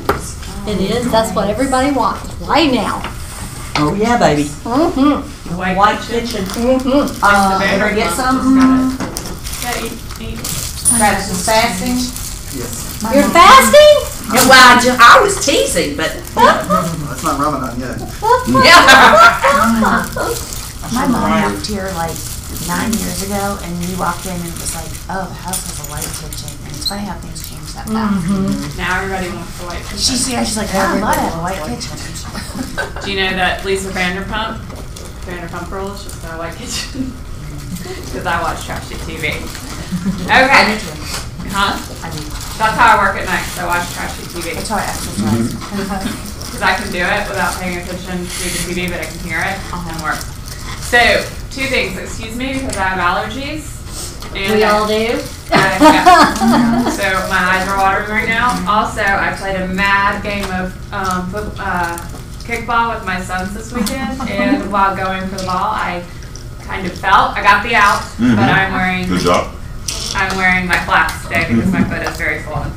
So, everybody put their business card in, and everybody got a feedback form in the brochures. I will explain to you at the end what the feedback forms are for. But I am with Virtuance. I am Jennifer. I'm the salesperson here in Atlanta. Virtuance is a real estate photography company. We are one of the preferred vendors here in the perimeter office, so you'll see a lot of me. One of the great things about Virtuance is we are vertically integrated, which means I get to go around and be the salesperson, but we have a team of photographers. There's about 15 photographers here now, but we are growing. So by the end of the next month or so, I'll probably be up to 20. And the great thing about being vertically integrated is my photographers go out and take the pictures. Once they take them, everything is uploaded and sent to Denver, where everything is processed, and it's sent back to you by 5 p.m. the next business day. So, how important is professional photography? What do you think? Pretty important, right? Yes. Well, if you use professional photography, you will double your income alone. That's pretty powerful, right? So every time you go into a house and you think about, well, I just used my iPhone this time, I'll get those pictures up, I'll get it listed, go back to the stack, okay? Because, let's look at this next one. 96% of home buyers are viewing listings online, and 97% say images are the most important thing. But this is the most important thing. 6 seconds to capture their attention before they're moving on to the next image. It takes 20 seconds before they pick up the phone to call you. The days of them calling a realtor first is long gone. Everybody's searching online for everything. I bought all my kids' clothes online this year. Buy my clothes online. I searched for a car online. You know, people are looking online before they do anything. They're also 2 seconds away from searching you online. It's like Facebook. Thank God Facebook wasn't around when I was in high school or college, because I had some horrible choices in outfits. But it's the same thing with that. Guys, look at this image. Quality versus consistency. This is the same house. Can you tell the difference? Some of those images? Yeah. Some are dark, some are blurry. The buyer's gonna look at this and get confused. They're gonna think, oh, maybe this house wasn't as great as I originally thought, and then they're gonna move on. They're not gonna pick up that phone and call you. It takes 6 seconds for them to lose that desire, right? So, I told you guys that we were professional photographers, but I didn't tell you that we developed H2 Reel. We took 2 years to determine what makes buyers click, and then we developed H2 Reel, which is our own imaging processing system. So, in a nutshell, this is what we do. Our photographers come out, and they take the pictures, and then they're uploaded, and they go through 25 different algorithms to determine how they take out all the imperfections. They pick out all the dust and everything else to make the pictures perfect. And then the in-house marketing experts make sure the photos are perfect, and then they send them back to you guys. And this is all done in 24 hours. And also, all of our professional photographers are trained by Virtuance, so they know which features and angles to focus on. So, after we did 2 years of research last year to make sure we are still taking the best photos, we had Ocular do a study, and they had buyers look at different photos, about 100, 200,000 different photos of different real estate images, and ours were noticed faster and held the attention longer than any other photos. One of the things we know based on our research is that buyers like to look at photos from out to in to out. So that's how we're going to send you the tours. Now you guys have the power to move the photos around, but this is how we suggest you leave them in the branded tour so that the buyers don't get confused. We also know that buyers like to see things labeled. So we label everything for you because you guys don't need to be doing that yourselves. You need to be prospecting, you need to be taking buyers out, you need to be working, right? And in the South, there's foyers, there's front room over the garage, which is called the front room. Did you guys know that? No, I'm from Georgia. I'm from South Carolina. One of the things you will always get with us is a listing tool. It's a free marketing tool, and you can actually have this sent straight to your sellers. It's going to tell them how many people are looking at your photos. It's going to tell you which photos are popular, and everywhere you put our branded tour, it's going to tell you how many people are visiting it. So say, for instance, you're getting a lot of traffic, but you're not getting any offers. This stats report is a great marketing tool to go back to your sellers and say, hey guys, remember how we talked about that list price and we needed to maybe lower it? Now's your time to talk about it and say, we're getting the numbers, but we're not getting any offers. I've had agents actually use this and use it as leverage to kind of lower the prices and then get offers. So, what do we think about this picture? What's it a picture of? Dining room. Dining room. What else? Flowers. Windows. A table. Lots of light coming in from the Furniture. front. Can't see out of the window though, can you? It's blurry. Is there anything in the room that it's focused on? Flowers. Maybe the flowers in the middle. Chandelier. Maybe the table? Table. That's huge. Difference? Oh, wow. All of a sudden you can see out of the windows, right? It's not the table anymore. The room opens up. Can you go back so we can see it one more Yep. time? That's a So- picture of a table. We're not selling for IKEA, guys, right? We're not selling for Macy's. We want the buyer to have the perception of envisioning themselves in the room. Because subtly, they might not know they're doing this, but they're going to see this light coming in, and they're going to remember that, oh, maybe that goes to the kitchen. I remember that. They're going to look out the windows and see the neighborhood. They're going to start to embrace the fact that maybe they could envision themselves sitting in here and eating dinner. As opposed to here, all they really see is a table and some blurry images. But here, they can envision themselves in the room. And that's one of the features of our photographers. They know what features and angles to focus on.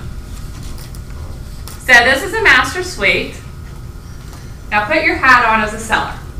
And you have realtors coming in left and right. And they're pitching what they do, and they're pitching their services, and they usually pitch that they use professional photography, right? And this is agent 1. Agent 2 comes in, and they use HD Reel. Difference, right? Because we're pulling out the natural images of everything. You can see the details in the quilt. You can see the details of the stone. You can see the Colorado mountains in the background, because this was shot in Colorado. This is also a twilight shoot. We shoot at twilight. Actually, at twilight, we don't Photoshop it in. Difference, right? Who is going to get the seller more money? HD Reel. Right? Big difference. And I've had people ask me if that's the same quilt. It is. So some of our enhancements, we do interactive floor plans, we do HD Reel panos, stock images, subdivision packages. In Atlanta, guys, most of the subdivision houses, they have tennis courts, pools, stuff like that. You're going to want to have those photographed, and just remember that it's just a subdivision package that you would add on, because people like to see that enhancements or those additional stuff.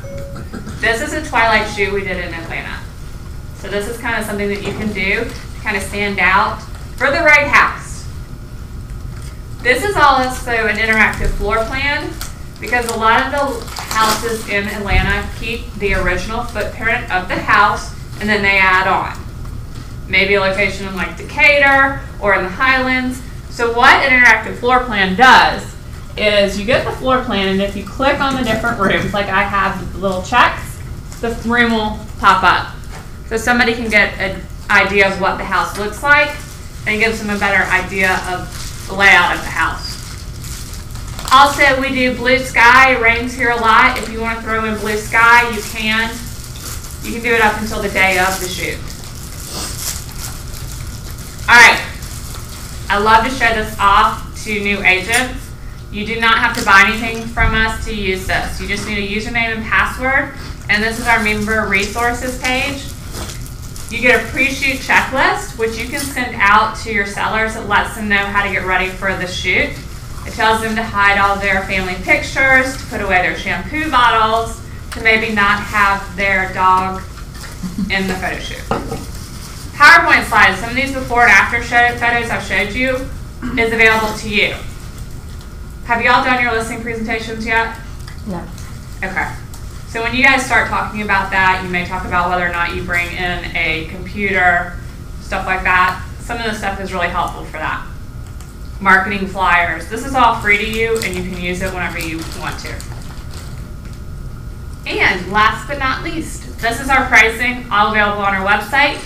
This is what I'm giving away today. The 25 image package is the one that's most popular. And the $149 is 25 image package or $149 credit towards Virtuance. 40 images is the most that's available on FMLS that you guys can put on there. But if you're doing a 1-bedroom condo, don't buy 40 images. If you have a 5-bedroom condo, 5-bedroom house, don't buy 10 images. Know your listing. We also do aerial, as I said, twilight. Last thing, most important. I gave you all feedback forms. You fill them out, put your name and email address, and I can read them. Just put Ignite where it says number of listings. It's supposed to be good for 2 weeks, 14 days.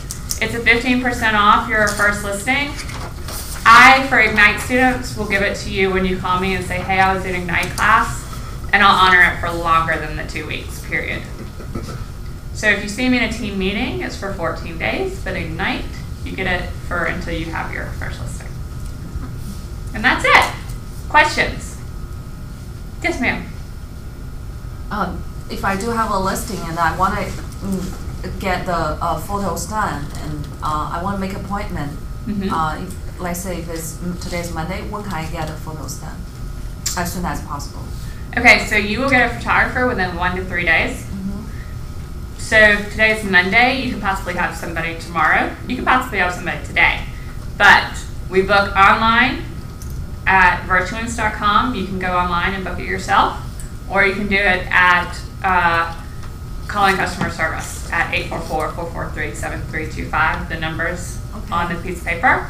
But we just say that you can get somebody within 1 to 3 days. So when you go online, you put in your time frame, the day and the time you're looking for, and then the photographers that are available will show up. What I always tell people with your first shoot with us, give us as much information as you can. If you can't be there, the more information, the better. We want to know as much about you as you want to know about us. So if there's anything in particular about the shoot, please let us know.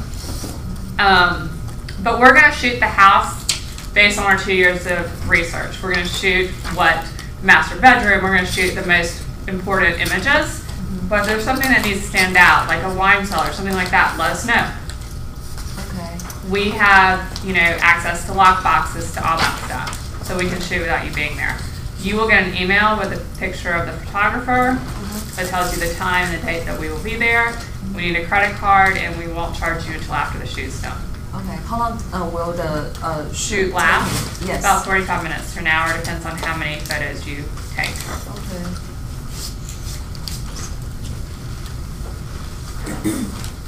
And that's about it. It's pretty simple. If it gets more complicated, then there's something wrong. What about like during the raining season? So we shoot rain or shine, unless it's unsafe for my photographer. They're gonna shoot. And we shoot up until it gets dark. So we shoot late. So they're shooting up, and we can book shoots up until like 7:30 at night, and we shoot early too. So we're trying to get in as many shoots as we can a day, because we're doing about 80 shoots a week now, sometimes more. We do not shoot on the weekends, and Bar Choice is not open on the weekends. I'm around all the time, but I cannot book shoots. I don't have the schedules because it's always changing. People are always, you can cancel up until 5 p.m. the day before the shoot, change or cancel without a cancellation fee. But I just don't have access to the schedule. That's why I always say go online or call customer service. Going online is the easiest way to do anything, but I always say for the first time, it's better to be there if you can, but if you can't, it's fine too. And you get a virtual tour that's branded and unbranded. You also get all the photos. Like if you get a 25 image shoot, you're probably gonna get 26 or 27 photos. And they're gonna be sent to you in high res, low res, and small, medium, large, depending on how you want to use them. And you also get a link directly that you can upload them to FMLS. It's super easy. And soon enough, we will be coming out with a website that you'll be getting with the listing. But that's how. Questions? Okay, let's do the drawing.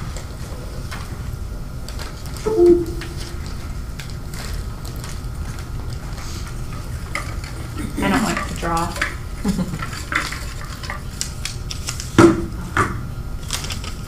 Ryan. Yeah. You won. Thank you.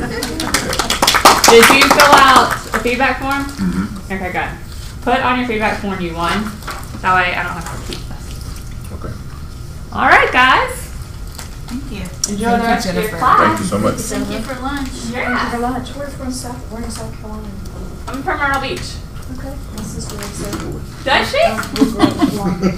Did you? Does she live there now? She sure does. Where? Marsbrook, and her husband owns Soccer Locker. Really? Soccer Locker on 17. My parents still have their house there, and I was just emailing my mom to tell her I want to come home for Memorial Day. Even though it's crowded because we do biker weekend 2 weekends in a row. But they live in Briarcliff, and it has its own beach and it's a private community.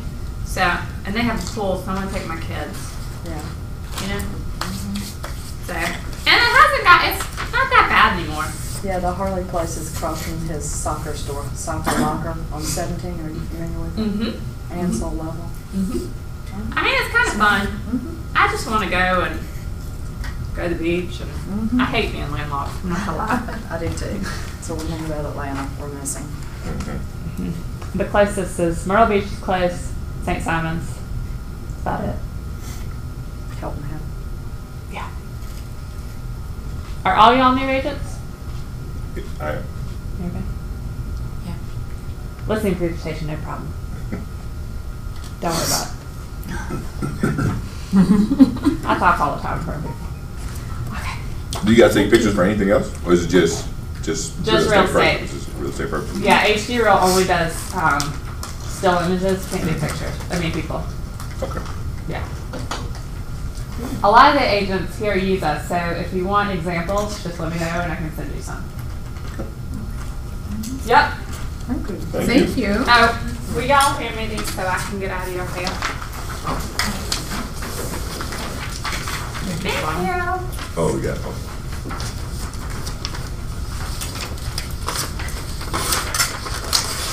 And enjoy the rest of your. Does Stacy teach one? She did the first two. Stacy used me. her listing she did with us, she sold it and it was the highest price. She sold it for the highest price in her neighborhood. So now we did I did a metric for her so that she goes into her neighborhood and can show it and use it to list all the other ones. Pretty fancy. I think to me. There's more food, eat some.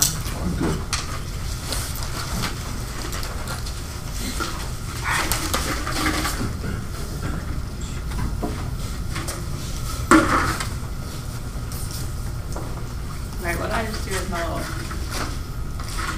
Oh, there it is. Okay.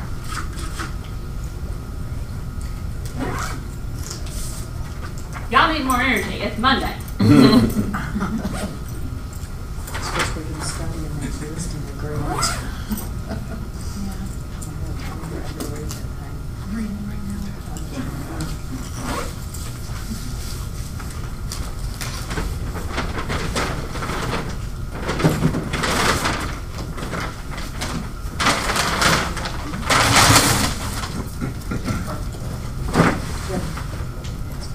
Yes, ma'am. Yes, all the time. Yeah. Yeah, call. I'll get you. Use my card. No, but I'm writing down my direct number. There's. Do you have your phone stuff? Whatever. All right. Ready to get started? Yes. Thank you. 6, 7, 8, 6, 1, 2. Okay. Okay, so we'll pick up on page 30. So uncover and prioritize the seller's needs. And you can see right there, one of the first things it says is ask a lot of questions.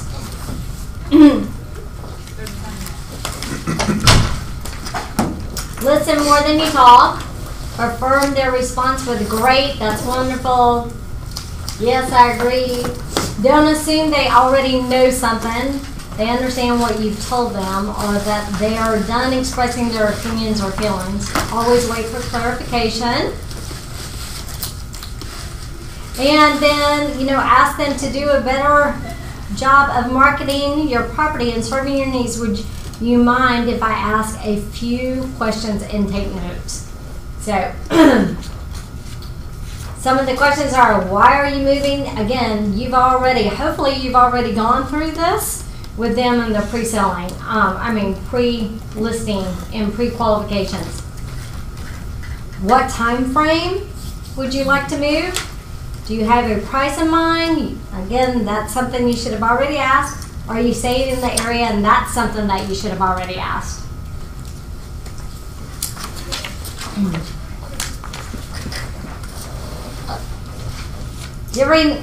Delivering a 10 plus experience. So the only way you're going to know if you're going to be able to do that with them is ask them what that would be to them. What's that look like to them? The number one complaint from the consumer when using a realtor is that the realtor did not communicate with them. That's the number one complaint. So, and you know why a lot of times that happens is because you fear calling them because you don't have good news, right? Or the feedback's bad or whatever. Trust me, no matter what the news is, if you're communicating with them, then they'll appreciate that a whole lot more. Because people don't remember what you do for them, they remember how you care about them. Always and always. They'll always remember how you care about them. Okay. This just goes through a list of different things, on a scale of 1 to 10, with 1 being not so desirable and 10 being extremely desirable. Well, one thing has to happen in this transaction for your experience to be a 10. Well, what do you think they're going to say? Sell my house. Yes, exactly. That's the answer. All right. If we could add just one more thing, what other thing has to happen to make your experience a 10 plus? And then ask them, whatever their answer is, ask them what makes that important to them. If we could add just one more thing, what would it be? And what makes that important? Alright, let's see. So this is just talking about covering quickly the selling points about KW. Do y'all know where, I think I mentioned earlier, do you know where you can get a lot of that information from? The intranet. Yes, exactly, the intranet. Not the internet, but there is information on the internet as Keller Williams as a whole. So there is information from there you would probably want to pull, but more real estate is more local than it is anything else. So pulling the stats and the information on your particular office is a better way to go. Brad sends out stuff all the time. Pardon me? Brad sends out stuff all the time. Yeah. Yeah. Get creative. You know, you can also Google anything. Oh, I need to turn that off, don't we?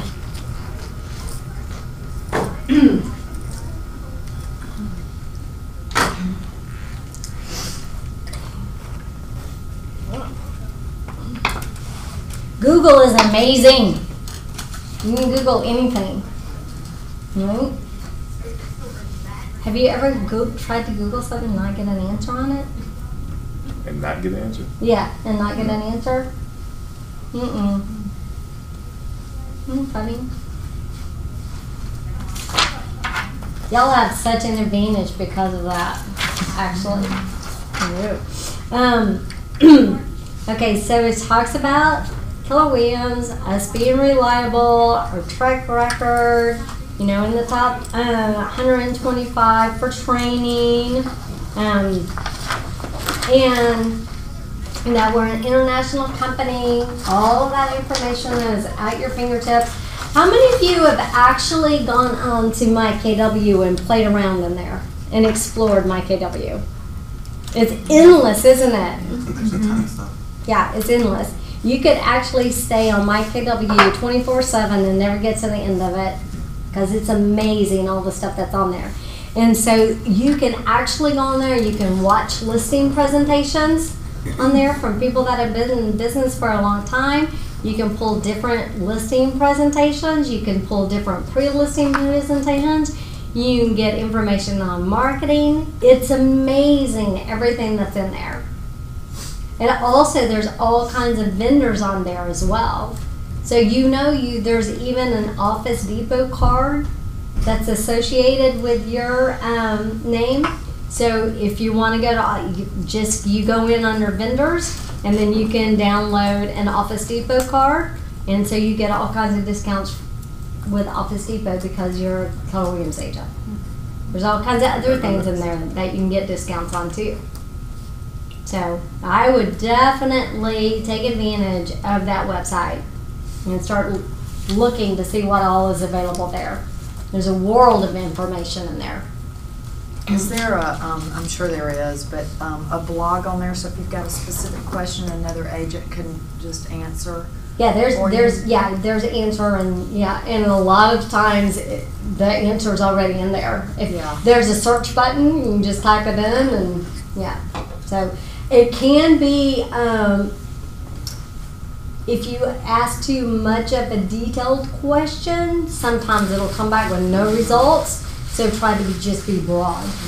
Yeah, and then you'll get tons of information. I guess what I meant to ask, is there an open forum where you can ask an agent and another agent will answer, that's looking at it will answer? You know, you can post a question and another agent would answer? I don't think there's an open forum there, but there is definitely, I know there is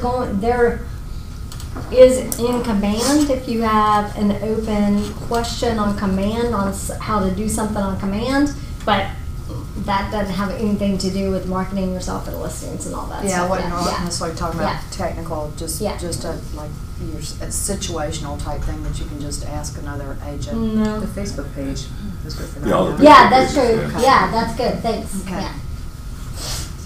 Yeah. Okay. talks about technology and the leading edge. And in the listing presentation, it shows a bunch of different websites. Then that doesn't even touch the surface of all the websites that your listing goes out to. Okay, so it goes out to over 250 websites. Your listing does. Okay. Teamwork. Talks about teamwork in there. What you're getting from me is the following. So that's really the deal as far as what is your unique value proposition. So why should I list my house with you versus Latrice or Karen or Lisa? What's different about you? Are you asking? Oh, you just, okay. Rhetorical. The rhetorical question. But it's definitely something to think about, right? What's different about you? What can you bring to the table that maybe the other agent can't? So, but now that I am asking a question now. So what are some of the top things that you think of when I ask that question? What are some of the things that you can bring to the table that another agent can't? Attention. Okay, good. What else? Knowledge of that certain community. Very good. Okay. What else? Visually oriented project experience. Okay. Very good. All right. Detail. Very good. Good. Okay. I struggle with some of those things though because that's what we're telling them, but until they experience it, by the time they realize it, it's too late. So I shouldn't say too late, but they don't realize it until kind of after they've signed and you've gone through the transaction. So yeah. I don't know.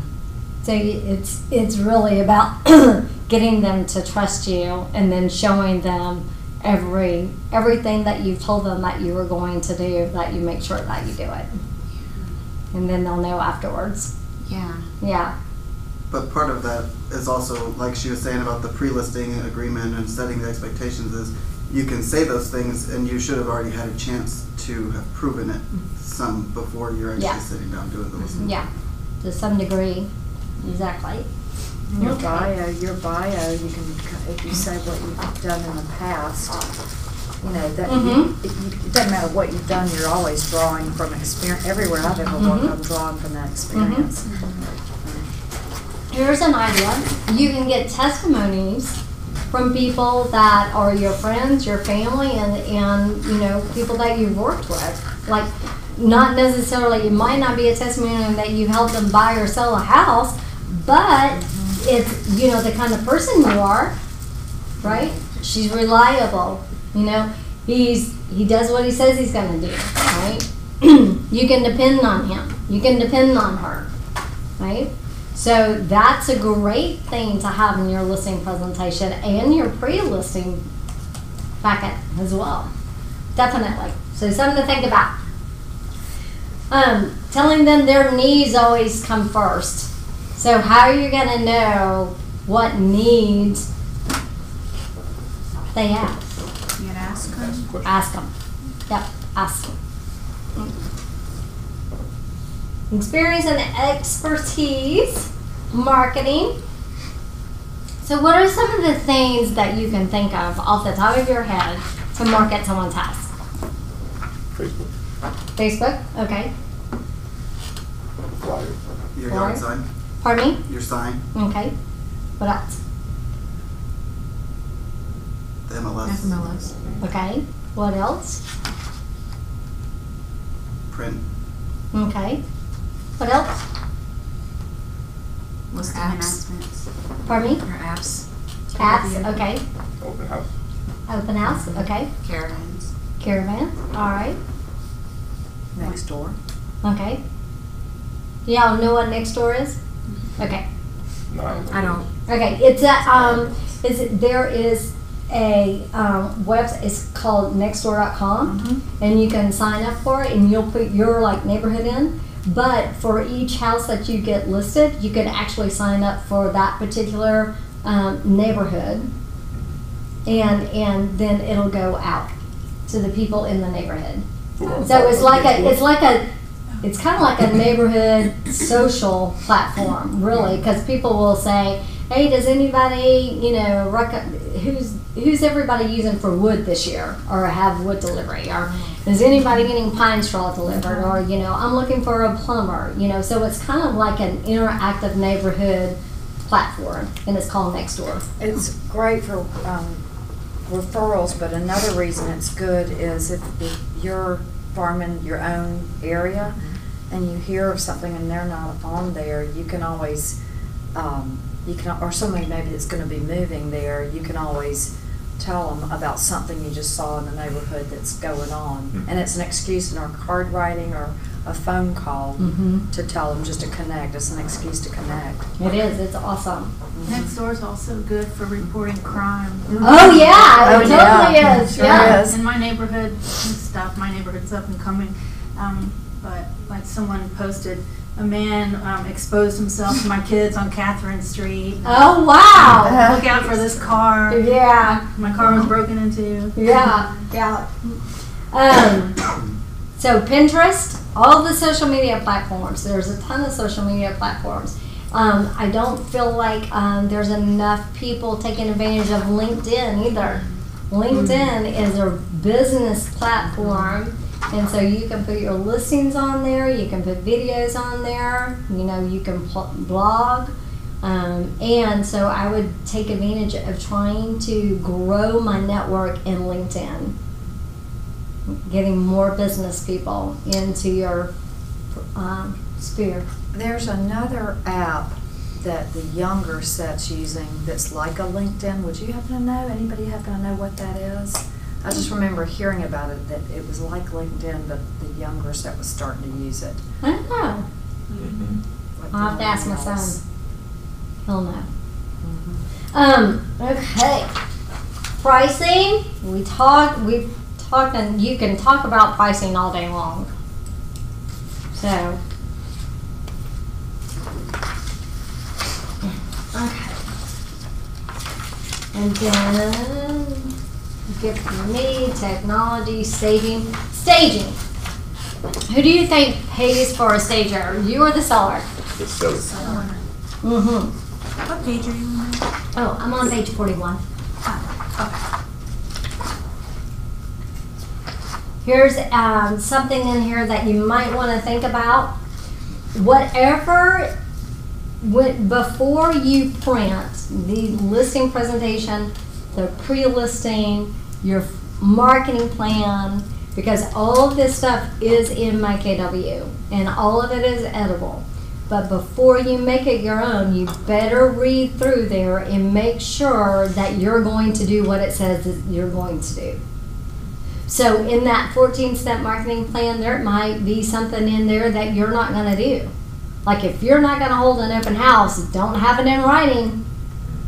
Right? If you're not going to use professional photos, don't have that in writing. Right? If you're not going to market on Facebook or Instagram or Pinterest, don't have it in writing. So whatever you're going to, just make sure you read through all of that stuff. Okay, let's see. So, one of the questions in the pre-listing packet is, have you ever bought or sold real estate? And if it was a no, then do you think that it's really important to explain to them the process from start to finish? What's going to happen? Even if they have. So let's say that they've sold and bought like 5 homes before. Is it still important to explain to them what you're going to do? So, because not every agent works the same, right? So they may have sold real estate before without ever having professional photos done. What about video? What about virtual tours? What about, are you going to advertise on TV? So there's a lot of different outlets out there. All right. Offers and negotiations. Every offer presented will be discussed in detail with you. I will point out the pros and the cons of each offer and negotiate with the buyer's agent on your behalf to earn you the most money in the shortest time. You will always make the final decision as to which offer to accept. Y'all get that? Okay. Contract to close, explaining that to them. You know, there's a lot of different things in regards to the offers and negotiations that you need to explain to people as well. And again, that's going to come with an experience. You know, the more that you do, obviously, the more you're going to learn. And there's one thing I know for sure about this business is you're never going to know everything. I mean, you're just not. It's impossible because this business has been around since the 1800s, believe it or not. But, like, for instance, let's say that you're in a multiple offer situation.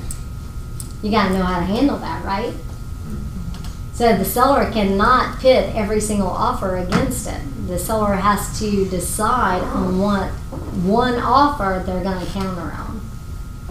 So those are all things. When you get to that point, if you need help, which you probably will, be sure to either, you know, reach out to me or reach out to Stacy or reach out to Brad. But you've got somebody in this office that will help you, for sure. Okay. Contract to close. What does that mean to you when you hear contract to close? Money.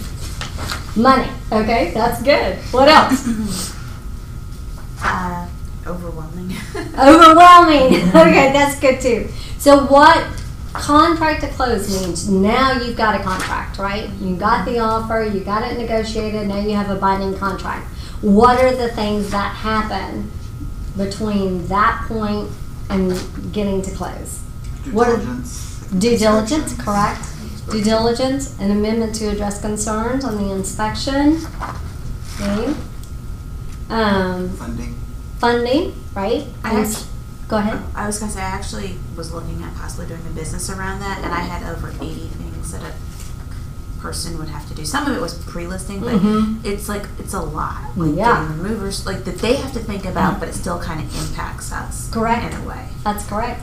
So making sure that the contract is, that you have called the closing attorney, schedule the closing.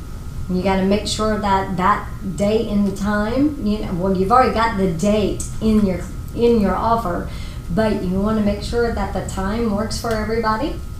Letting everybody know that they need to bring a valid ID or passport to closing, right? That everybody that's on title is present, or you need to notify the attorney so that they can get a power of attorney ready for the party that's not going to be present. And that power of attorney is never to be you. Never, ever, ever, ever, ever, ever, ever. I don't care if they live in out of the country. That power of attorney is never, ever, ever, ever, ever to be you.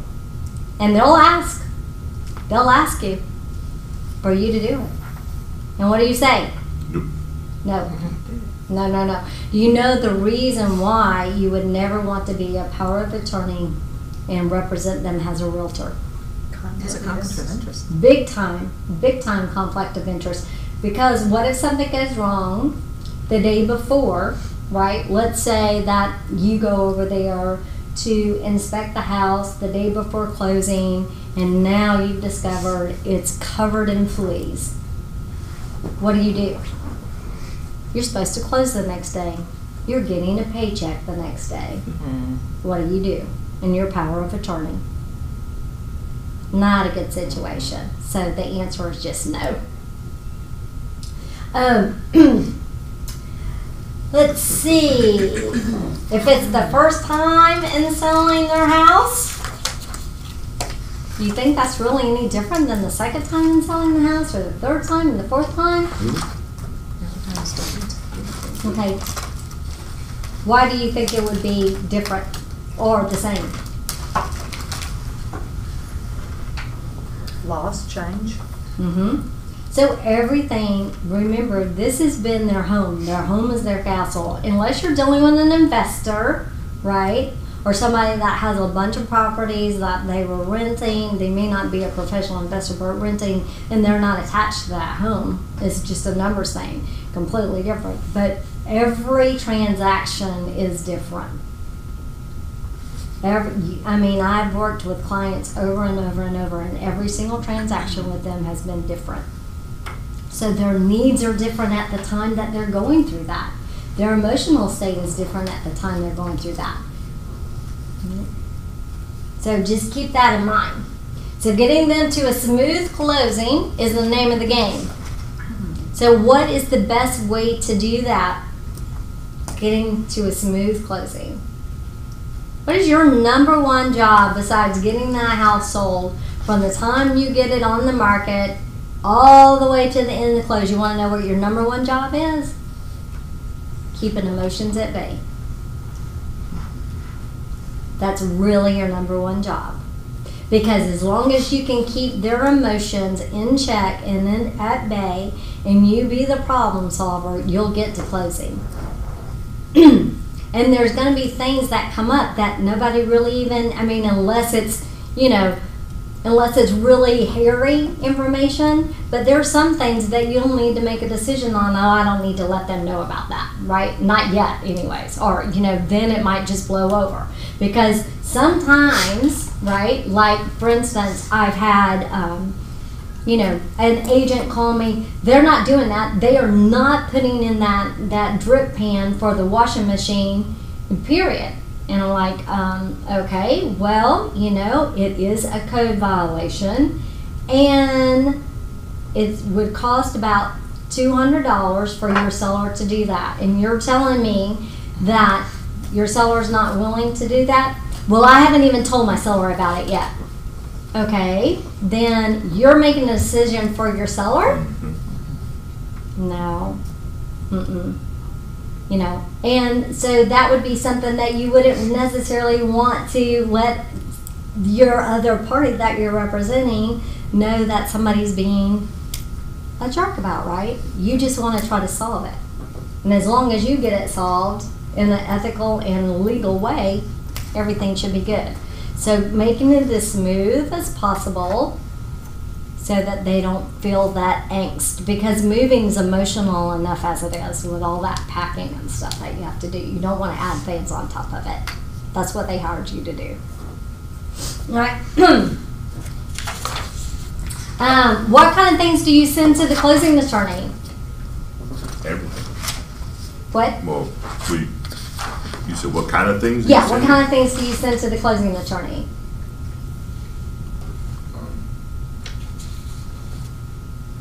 Listing agreement?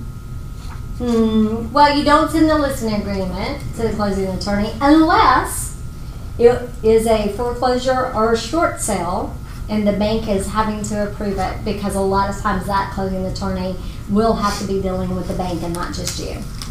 And they'll want to see all that. So, but you'll know. You'll know when that happens. But your typical things that you would send to the closing attorney is the purchase and sale agreement, and with that purchase and sale agreement, all the amendments and all the exhibits.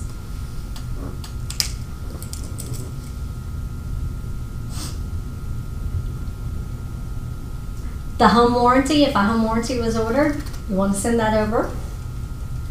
Termite letter, you want to send that over.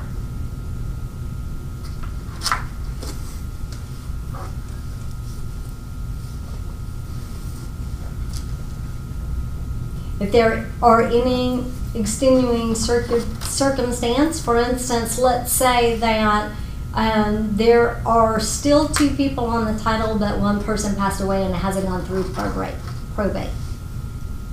You send that information to the closing attorney so that they can get the necessary documents to get it taken care of. And sometimes they can't, because sometimes that seller has to go ahead and get it through probate and get the other person's name off title.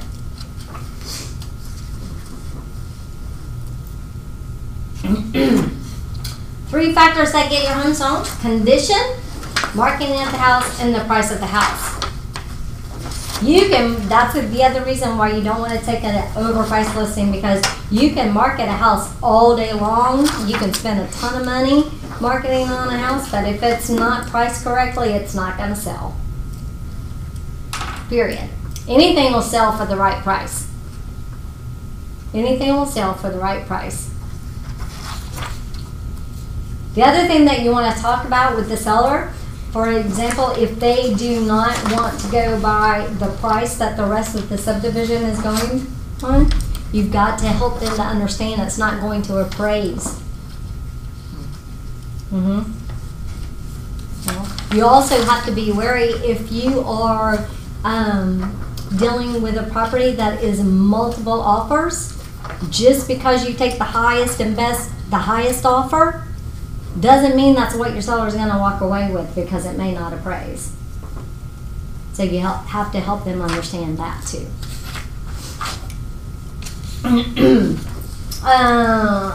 Okay, great condition sales. So keeping the grass freshly cut. And remember, I told you in that pre-listing packet, it has 47 different things to help your house sell. You know, getting rid of the clutter, putting away all the kitchen stuff, you know, getting everything off, getting the pictures off the refrigerator and all of the family photos up and put away and stuff like that. Because people, I have literally gone to show houses and they're not even looking at the house because they're too busy looking at the family photos, right? So you've got to help your seller to depersonalize the property too. So at the listing presentation, you can just say, you know, go ahead and get some boxes. You're going to be moving anyways. You might as well start packing this stuff up, right? And you want them to have all that stuff done before the photographer comes to take photos too. All that information is in the pre-listing packet that I told you I would send. Okay.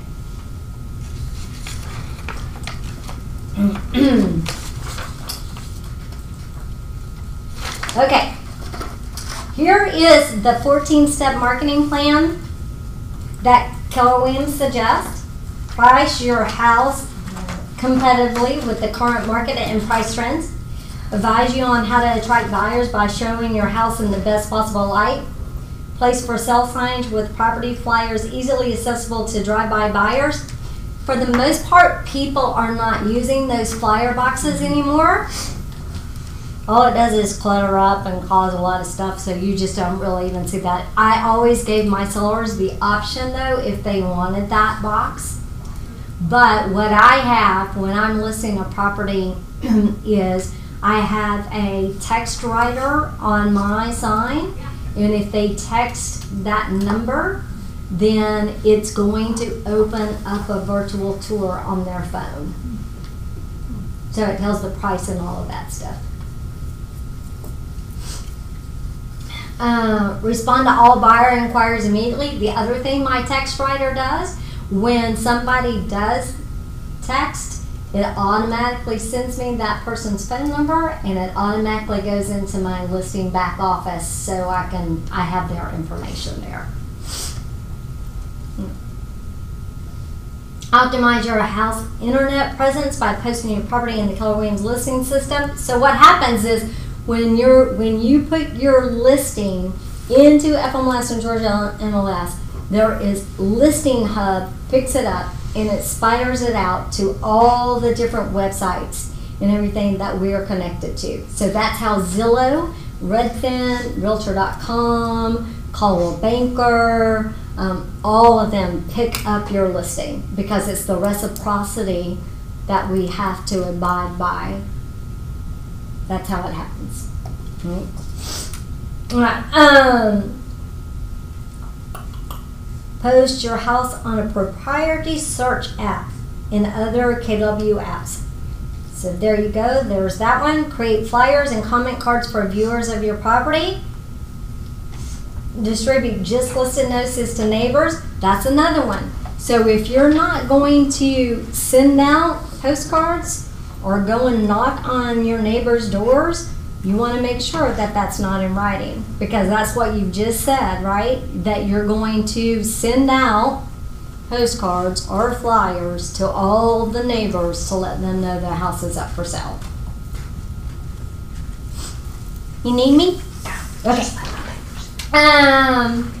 Target my marketing to active real estate agents who specialize in selling houses in your neighborhood.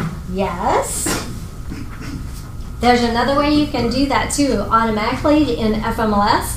It is reverse prospecting. So when you put a listing in, there's a little button that's down at the bottom of it that says, do you want to allow reverse prospecting? And you'd say yes. And so what that reverse prospecting does, let's say an agent has a buyer and their buyer, she set up a portal for them and their criteria, and that criteria matches your listing, it's going to automatically send it. Okay. Create an open house schedule. If you're not going to do an open house, make sure that you don't have that on there. Target active buyers and investors in your database who are looking for houses in your price range and area. Remember when I said I told my sellers that if you call me between 8 and 10, I answer the phone, you better fire me? That's part of that, because I'm prospecting, right? Provide you with weekly updates. If you're not going to do it weekly, don't say that.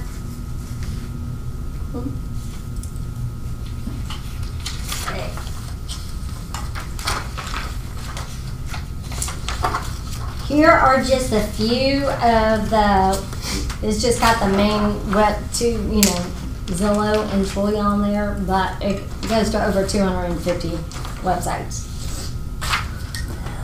Let's see.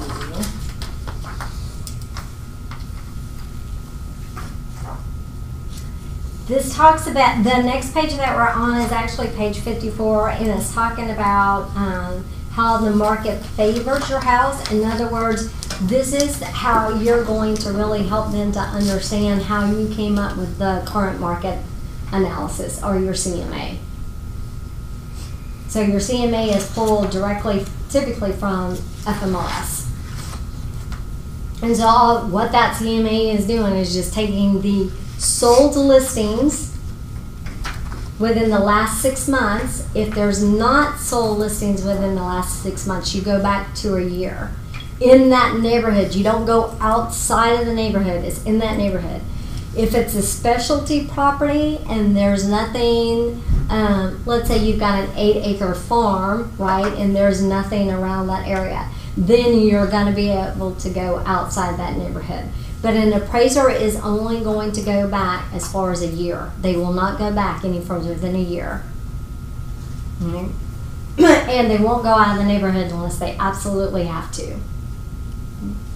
An underpriced house may sell quickly and yet may detract buyers who wonder what's wrong with it, as well as be overlooked by buyers looking in a slightly higher price point. That is true. It's kind of rare that happens, because if it's priced correctly, then you're typically going to, in today's market, depending on the price point, you're typically going to have an offer within 30 days if it's priced correctly.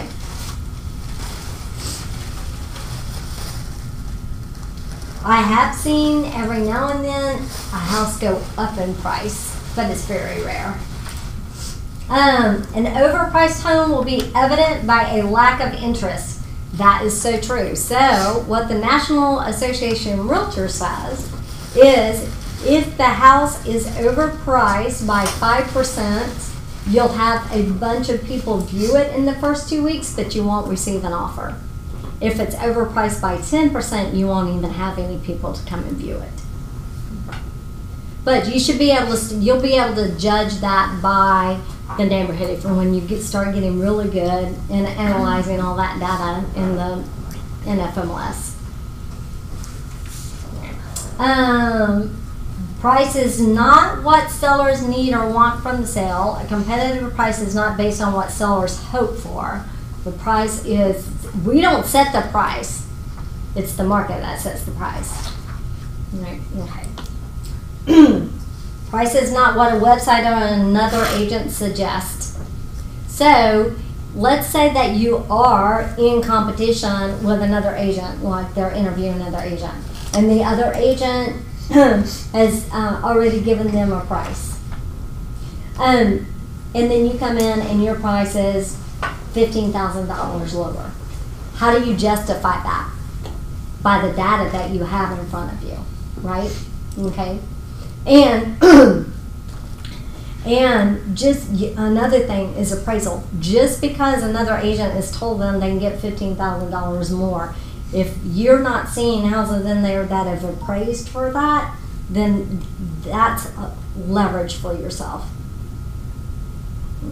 Okay. Comparative properties. FMLS has gotten where it's made it really super easy for you, because when you are in FMLS and you're looking in a neighborhood, let's say you're looking in a neighborhood called Oasis, and you're pulling the sold listings that are in there for the last 6 months, and there's 5 of them that have come up, and your house is on 123 Maple Street in that neighborhood. Well, you can click on one of those listings that's in FMLS, and down at the bottom of the page it says CMA. You can click on that button and it will create a CMA for you. Sometimes it will come up with the price and sometimes it won't. So if it doesn't come up with the price, that it's suggested price, and when it comes up with a suggested price, it's usually pretty good. You know, there can be a little bit of difference, but it's not like it's going to be a lot of difference in there. So, but it's pretty cool because they create it for you. They pull the pictures and everything. So I would suggest that if you haven't played with doing that, go ahead and play around with doing that, and you'll see what I mean. That's where again? It's in FMLS. Under what? It's down at the bottom. Like, are you? I'm in it now, yeah, because I was so curious. Okay. Oh, CMA? Yep, you Oh, can okay. just click on one of these properties. So click, yeah, just click on this one. There. Click on the FMLS number. Okay, now you can hit CMA. Okay, and then you would have to create all that, but it'll Okay. take you through everything. And it's pretty accurate, you're saying? It can be, yeah, for the most part, it's pretty good. Okay.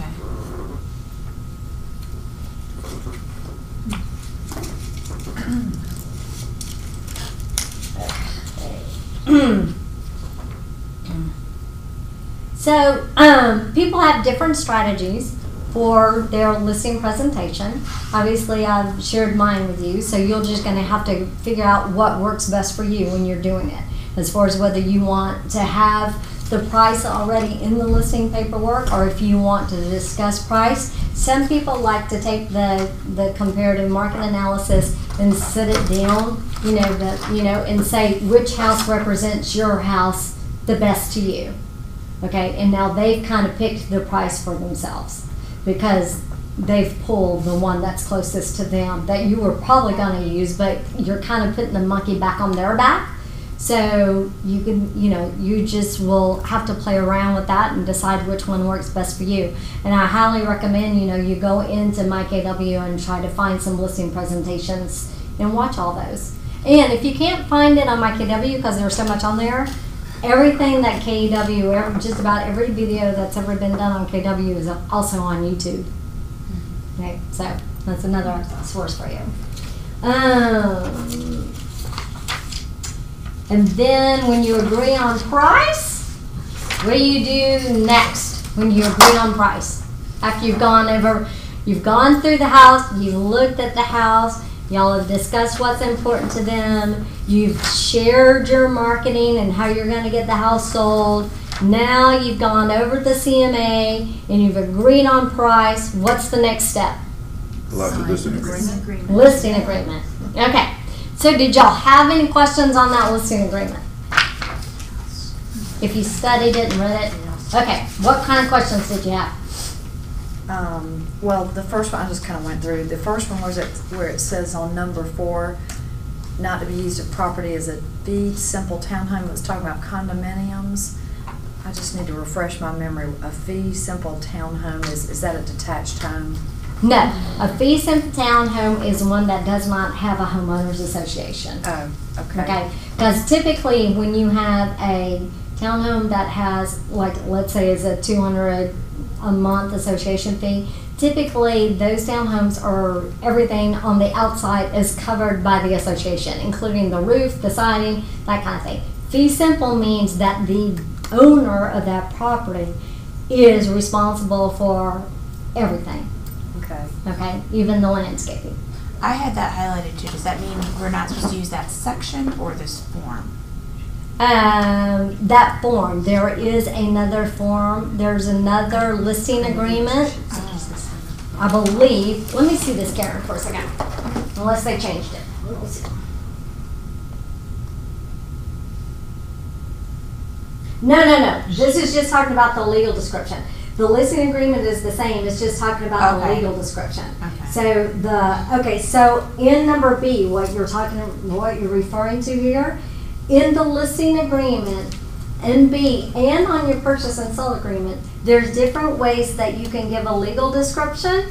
Okay, you can attach it as an exhibit here too, because you pull the deed, so you can actually attach the deed to it. Or the same as described in the deed book, which you can get that information through Realist, what the deed book and the page book is. Or the land lots, which you can also get that from Realist a lot of the times. But on a fee simple townhome, that is going to be a different description than what it's going to be for a single family residence. So you have to choose which one, either you're going to do 1, 2, 3, or 4. Okay? Make sense? Okay. Oops, I'm sorry. Any other questions on the listing agreement? Yes. Okay. What's a typical listing period? I know it's blank, but what is I don't do anything for less than 6 months. So you can do 90 days, but I wouldn't. Most everything, if it's priced correctly and it's in good condition, is going to be gone prior to 6 months. But if you have a specialty property, and it also depends on the price point. So the higher the price point, the longer it takes to sell. Okay, the longer it takes to sell, the more marketing dollars you're spending. Okay, so or if it's a specialty property, for instance, like a farm, you know, not everybody wants to buy a farm, so those usually will take longer. You know, if it's not in a subdivision, those will usually take longer. If it's in a bad school district, those will usually take longer. So it just really depends. But I would never take a listing for less than 6 months. Any other questions? Well, I went through the whole thing and highlighted stuff. Okay.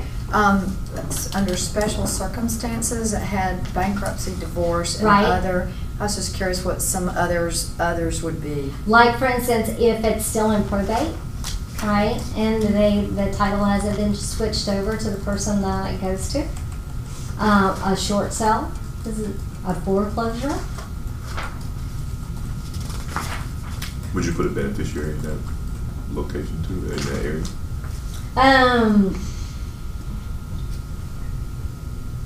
No, I don't believe so.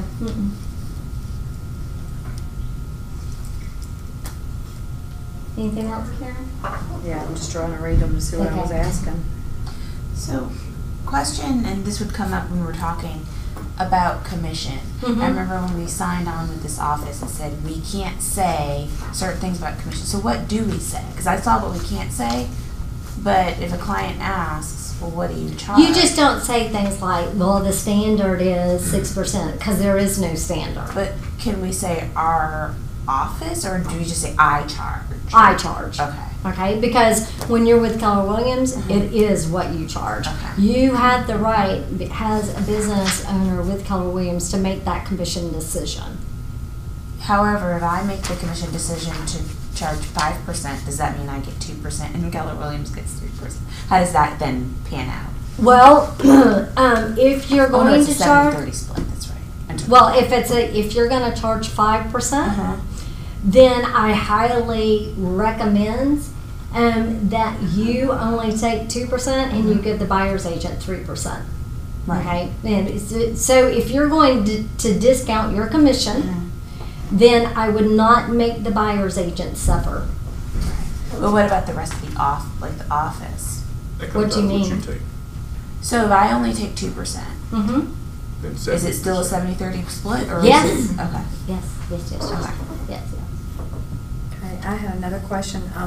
Under the extensions, where it says written notice with the ending date of the agreement, what can you do if you see people are have stalling tactics to wait for the listing to expire so they can perhaps have someone else buy the house? Does that happen? You've got a protective period in that listing agreement, and you need to put at least 90 days as a protective period in there. So that's 90 days after the termination of your agreement. Correct. Okay. But that still only covers If people they've that seen you it. brought. No. That's anybody. Anybody. If you've got that house listed, anybody that comes in that house to view it while during your listing period, and let's say 2 weeks later after the listing is expired, they come back to buy it, then you have a protected interest in that. So it's anybody who's seen the house as you were the listing agent. Correct. Okay. I mean, 90 days might not be much with some of the properties around here that are. Yeah. Yeah. So I didn't know if there's anything to protect you on something like that. Not really. Not that I can think of. And you can't go above 90 days, right? You could put as many days in there as you want to. You can put as little or as many as you want. You know, as long as you and the seller agree with that, that's fine. Yeah. And So if you wanted to put 120. That has to be done before while the listing agreement is being signed at the time. Yes, Like it has to be It done. couldn't be changed. No, well, it could be changed, but anything that you change Has to be agreed by the seller. has to be agreed. Yes, ma'am. About the commission, I did hear that there are some companies in the market, since for the listing agent, people are doing, the listing agent, they're doing less work than the buyer's agent. So there are some companies, they're trying to give a flat fee for commission to the customer. Let's say 5,000 commission for any houses sold and under $500,000. And I do have some people come to me and ask me that as an agent, will I just accept like a lower commission? And I just want to know, like, what will you do in this kind of market? What would I do? Yeah, for absolutely not. Absolutely not. I will never have, and never will take less of a commission. 6% is the lowest I will go, unless they sign a buyer's agency agreement with me that night that I'm listing their house, and I am going to give them a 1% discount on the lowest sales price of the house. So if I am listing a house that is $600, and they're going to sign a buyer's agency agreement with me that night, then I say in my listing agreement, all parties agree that the commission shall be 6%, and 1% will be rebated to them on the closing statement at closing on the lowest sales price of the house. So if it's a $600,000 listing and they're downsizing to a $300,000 listing, then they'll get $3,000 when we close. It'll be credited to them on the closing statement. We're not allowed to write them checks or anything like that. So they don't get rebates from us. We cannot do that, but it's credited to them on the closing. Or if it's like $300,000 they are selling and they're buying a $600,000 house from me, then they're still going to get $3,000 upon the closing of the $600,000. Okay, so it's always in special steps though, how you're going to do that. Okay. But I did hear that like on this kind of company, they got a lot of listing since their price is a lot lower, and then they're just trying to get a market share. Correct. But so like, I mean, since we're almost all new agent, if people come to us, you know, they ask for a lower commission and we reject them, and It's up to you whether you want to do that or not, because you're running your own business with Keller Williams, so you can do that. For me, you know, personally, I'm not going to do that because I know how hard of a job this is, because it's not easy. And people don't understand what we do on the back side of things. They just think we're out there showing houses and boom, it's done. No. There's so much in between to get to closing that, I mean, you know, there's always something that's going to come up. There's always going to be a problem. There's always going to be an issue, no matter what, that you're going to have to resolve and you're going to have to solve. But for me, I just would not ever want to be known as being a discount agent. And for listings, you know, one of the things you can say is, well, I'm doing all of this marketing for you, and what you don't understand is I'm paying for that marketing up front without ever getting paid from you. I won't get reimbursed any of my expenses until the house closes, right? Okay. That's if the house closes. Right, if the house closes, right? So that's another way to let someone know, you know, this is the reason why. Or another thing that people have done, like with my when I sell a house, when I take a listing, it gets advertised on TV. I have my text writers, I have virtual websites, I have a dedicated website for each house, I have YouTube channels, I have, you know, I mean, there's a ton of things that I do to market a house to get it sold. So when I'm doing that, and if they were to say something to me about my commission, then I'd say, which part of this marketing do you not want me to do for you? Sure, I'll discount it by 1%. What part of this well, I don't want you to do any of that then. Okay? You know. So, yes, ma'am. Do you have somebody working for you to help you with all that? That's so much.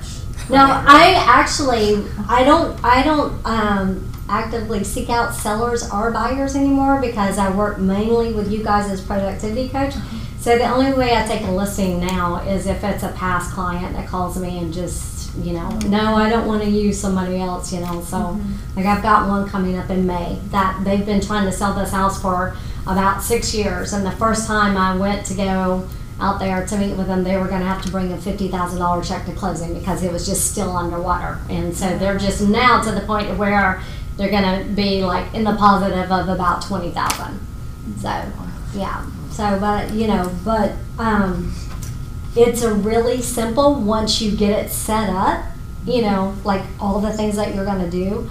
That's the key, is getting it done in the forefront. Because then when you start rolling, it's just a system and you've got it down and it just goes. Okay. But good question. Okay, I had another question. Under seller default, it was talking about where the seller would pay cost, fees, and charges for removing the listing from the multiple listing service. Yes, Is there a charge for Yes, that? there is. So it's $25 for FMLS and $25 for Georgia MLS if they withdraw their listing from the system prior to your contract date terminating. So I always put in my listing agreements and the special steps, all parties agree if seller should withdraw the listing prior to the contract termination. At the time of withdrawal, you will make out a check to Georgia MLS for $25 and FMLS for $25. Where was that? On other terms and conditions, seller, number 1, seller default, about the 5th line down. What page? It says that on it's section C, let's see, 1, There's a page number on the bottom right. 3, 4, 5, I don't think I got it. Page 5 on your agreement where it says section C, other terms and conditions. The 5th page on this looks like this. other terms and Oh, okay. conditions up here at the top. Yeah. That line down. Yeah, it's $25 to FMLS and $25 to Georgia MLS. Okay, so the next thing we were just gonna talk about is seller's disclosure document. So have y'all seen this? Did you get a seller's disclosure document with your listing agreement? Okay, so has anybody seen the seller's disclosure statement? Okay, so it's pretty lengthy. You know, there's a lot of pages to that. That is so important. And you absolutely never, no matter, I don't care if somebody has a gun to your head, you absolutely never fill that out for your seller. Never, ever, ever. That document is for them to fill out, as well as the HOA or the community disclosure. The seller's disclosure statement is to be filled out by the seller if they've been living in the property, is the best thing. If they're an investor and they bought that house, you know, and then turned around and renovated it, and now they're going to be selling it, it's probably best that they do not fill out that seller's disclosure statement, because they haven't lived in the house, so they don't know what things are going crazy in there. Okay, or if you have a seller, like for instance, my listing that I told you I have coming up in May, they've been renting that house out to tenants, you know, ever since they wanted to sell it 6 years ago.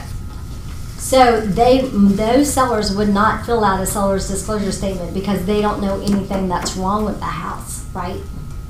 Okay, so that's what that seller's disclosure statement is. And so you need to really go over it thoroughly with them and let them know that whatever they know about the house, they need to disclose on there, right? And whatever is going to stay with the house gets checked, right? There's a couple of other little like negotiation strategies for if they want to leave the refrigerator, say okay, but don't check that on the seller's disclosure statement, because it can be a negotiable item, right? The refrigerator can, and so can the washer and dryer, right? They may have told you that they're willing to let it stay, but hey, if somebody sends in an offer and they want $6,000 in closing costs, right? And then your seller comes back and says, well, what if we do $5,000 in closing costs, but we'll leave the washer and dryer and washing machine for you, right? Okay. And then who would sign the seller's disclosure if the owner never lived in it? You just wouldn't have. You won't have one. Yeah, and so you're basically selling that listing as is, and you say in your listing, no seller's disclosures available. Okay. Now, on the homeowners or the community, they need to call the homeowners association and make sure that they're filling that out properly. Because whatever information your seller leaves off of that homeowners association's disclosure, they will be responsible to pay. Or what if they give misinformation, they will be responsible to pay. So just make sure you go over that with them thoroughly. And understand these forms before you go over it with someone. So when you have questions, again, reach out to me, Stacy, Brad, anyone you need, to get an answer. All right, so this is just a little guide here on page 65 too, that, yours may be a little bit longer, yours may be less, or it may not be something that you want to put, but it's just a what to expect next checklist. As far as like sign in the yard, lockbox on the door, it's in the FMLS and Georgia MLS, staging consultation, photos, flyers, all of those type of things. Okay. Here's a moving checklist, and I always included this along with my pre-listing packet, the moving checklist. And in the pre-listing packet that I sent you, it asked for the utilities, your average utility cost, your garbage, the cable, your internet provider, and all that stuff too. Okay, then it says you're determining your listing presentation. So were y'all instructed to do a listing presentation today to create your own? No. Okay, all right, I didn't think so. Okay, that's it. Okay, so I think y'all are doing a listing presentation with Stacy on Monday, if I'm not mistaken, but I'm sure she'll tell you. I know y'all are going over the listing presentation, I think, on Monday.